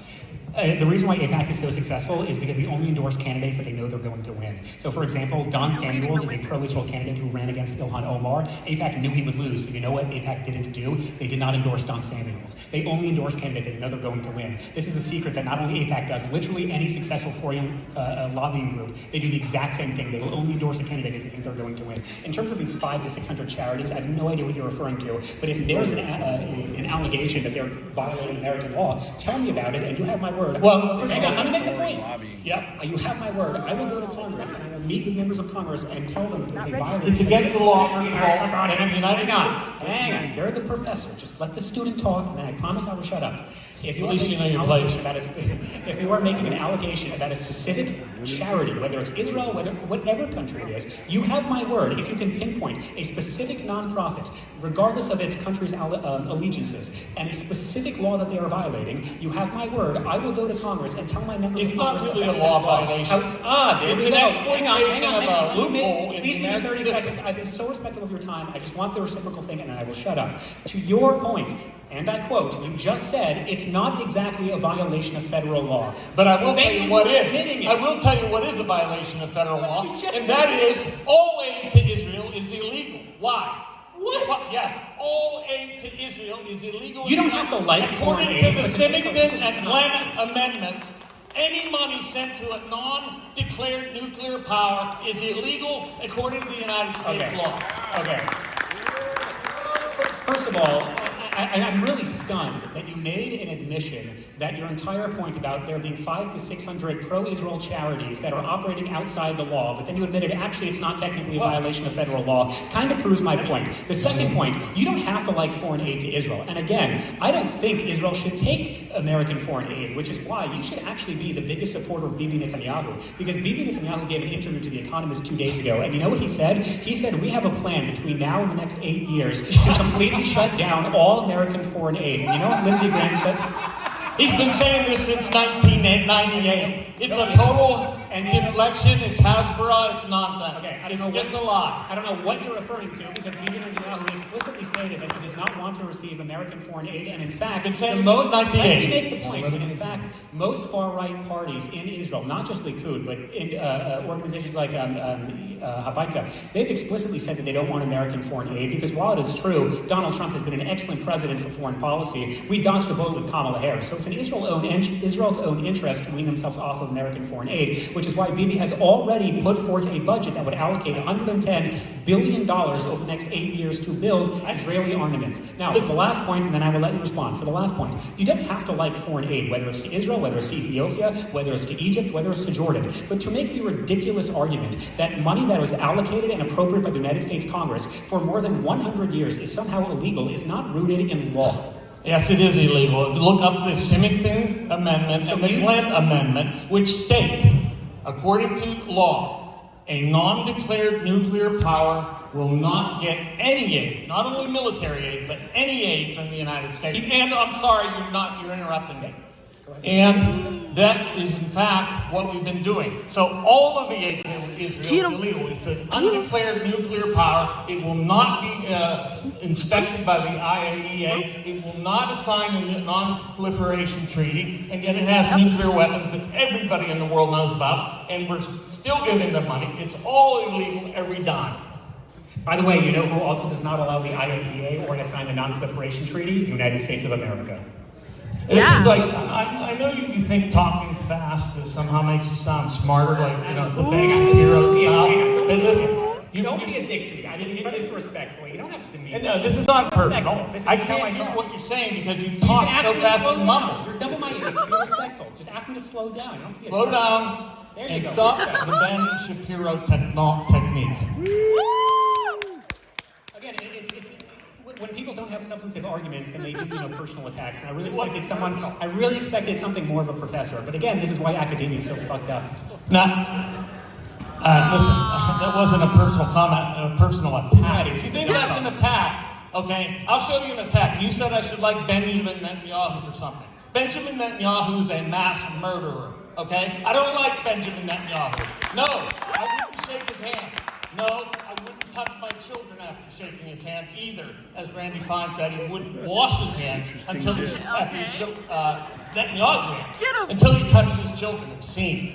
I have no, I take no commerce with such people. They're criminals. We lost the plot And with that he one. said this since 1998. He's been saying, we're going to cut our dependence on the United States. And on the side, in secret meetings, we hear that he says we have the United States completely under our thumb. We totally control them. He said it in his own words. They completely are under our control. He said the whole Congress is under our control. This has been said for years. And I wanted to get into a few other things. Okay, let's talk about what a great ally Israel is. It's such a great ally that the most damaging form of espionage ever conducted in America by Jonathan Pollard was conducted for Israel. And he gave away 800 documents, classified documents, to his Israeli handlers. And furthermore, the Secretary of Defense at the time said, in fact, it was the most egregious infringement in the history of the United States. That's the kind of ally Israel is. They spy on us. They use backdoor technology to get our information. Yep.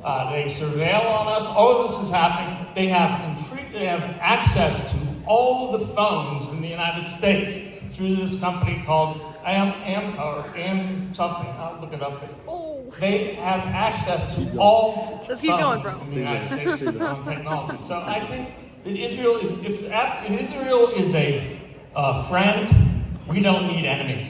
Yeah, okay, so the debate started substantive needs and a qualitative, but if you're just going to spew conspiracy theories that the state of Israel has access to all of our phones, what is the evidence of that? Oh, because there's an Israeli spyware. Sure, every country has spyware. To make the assertion that a foreign country... I can't tell what you're saying. To make the assertion, sure, that's a respectful way of asking, thank you. To make the assertion that a foreign country has access to every single cell phone of every single American citizen without He's off on providing a single Adderall, shred boy. of evidence is not a substantive claim, it's a bizarre conspiratorial argument relegated to the dark corners of Twitter. As to your claims that Israel claims that they have control of the United States government, can you please articulate to me how the JCPOA was passed? Getting faster again. We would like you to do that, except that's time. Okay. So on your closing, perhaps, but we're also going to do questions from the audience. Maybe it'll come up there. Okay, so what we have now is the closing. By the way, give these guys a round of applause. This is fantastic.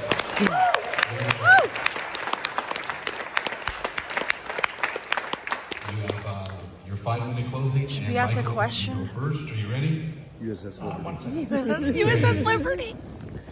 If Israel is such an ally, then how come they attacked American troops on the USS Liberty?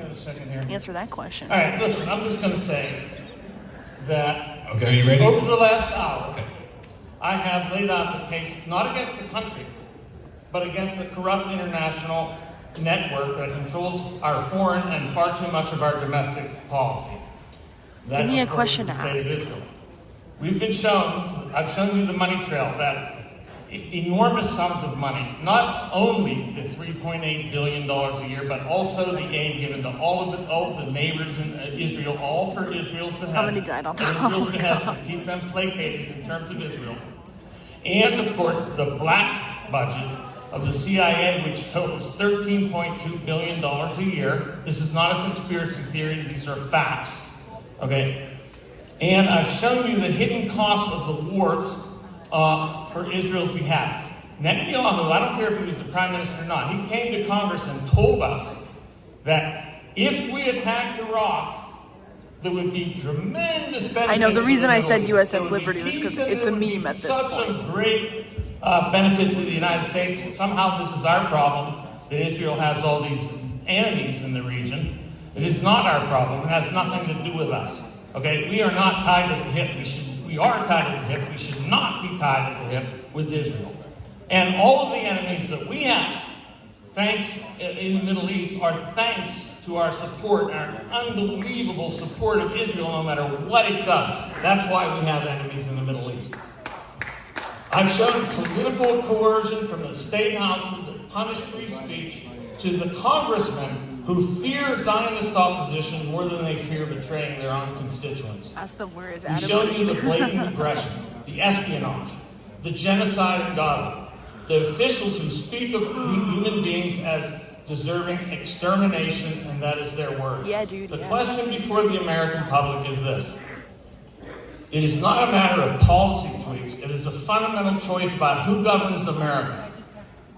Is it the American people through their Constitution and their elected representatives, or is it a foreign entity that operates with the collusion of a ruling class, confident that our politicians are bought and paid for?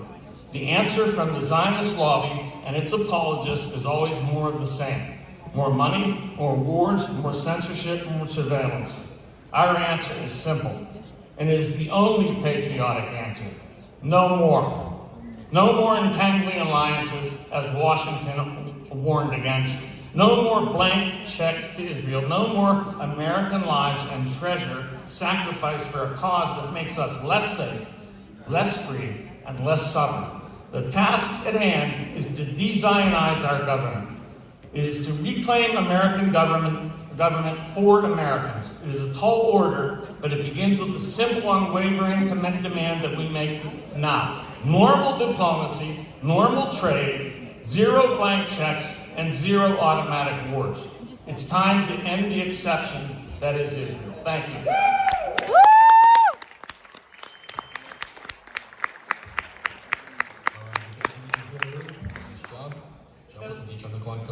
So I would actually agree with the professor that there should be zero blank checks, which again, I find it very bizarre that in a topic that did not include the word Israel, the only country we actually discussed was Israel. Do I want anything from Dunkin'? I would love a matcha, actually. I'll pay back for it. Foreign Agents Registry Act.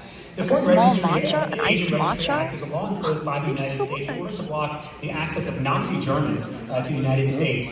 Qatar currently has 31 registered foreign agents compared to Israel, which has 15. From 2021 to 2025 alone, Qatari foreign agents logged 627 Actually, scratch that. We'll split a coffee. Congress, which is more than Yeah, every a other large- country a large by coffee. 300 meetings. So let's talk about AIPAC. I don't They don't have support matcha. AIPAC, Okay, largely large because coffee. they're pretty Large ineffective. AIPAC is an you so organization much. That is so comprised nice of you. exclusively Thank you. of Americans, Julie, by thank you. Americans, and for Americans. You don't have to like them, but that doesn't mean they're an agent of a foreign country. Just like Indian Americans have UNISPAC, the large Armenian hot Americans have ENGA, Yeah, cream and Greek sugar, like Americans regular. have HALC, or the Ukrainian American community, which is the UCCA. Americans are free to lobby as they would like. And if you want to make laws against the lobbying of Americans to their government, W. then fine, Chrissy. let's discuss the policy nice, and thank you. legislation. Although unfortunately, all we've done is obsess over one country. In 2024, it's true, AIPAC is an American lobbying group, just like the NRA or the Chamber of Commerce. They spend roughly My dad was just $100 saying, million on it's lobbying and elections. the In optics are same weird year, to have China spent to have a half Jewish $1 guy with, billion. like, flames Japan behind spent him $400 million. and Big to Pharma, be $400 smoking million. up the top. Saudi Arabia, $310 million. Qatar, $250 million. I have But to you say, wouldn't yeah, know the this because optics my are esteemed kinda opponent crazy is on that obsessed with one. only one country and one country He's in the oven, only. bro. But what about the fact that Israel controls American foreign policy?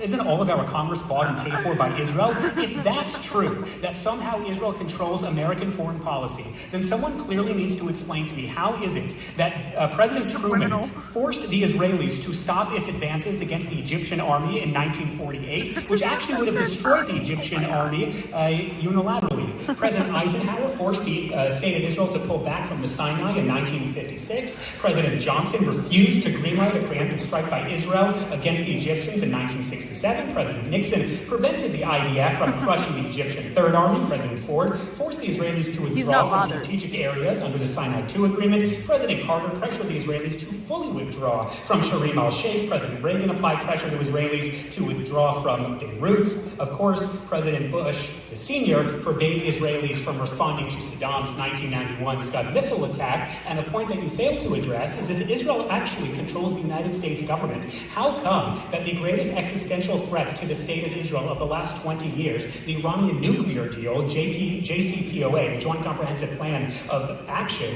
of which Bibi Netanyahu, AIPAC, and almost every single Jewish American lobbied their member of Congress against. It's one of those off-brand Dunkins. Oh, is it the one in Bally's? America, they're doing a pretty I saw that job. one. And that brings me to Girl, my don't final worry about point. it. You had said Anything the with only reason caffeine, America has I'm enemies happy. in the Middle East is because of Israel. Anything. Well, that doesn't make any sense because, as I mentioned, the first Don't war worry the United about it. States ever fought as a country was against Islamists off the coast entire of city Libya, is off-brand. which was more than 104 years before the creation of the State of Israel, which really brings me to my final point. The problem we Wrap it have up. in the United States is not something the Jews or something Israel.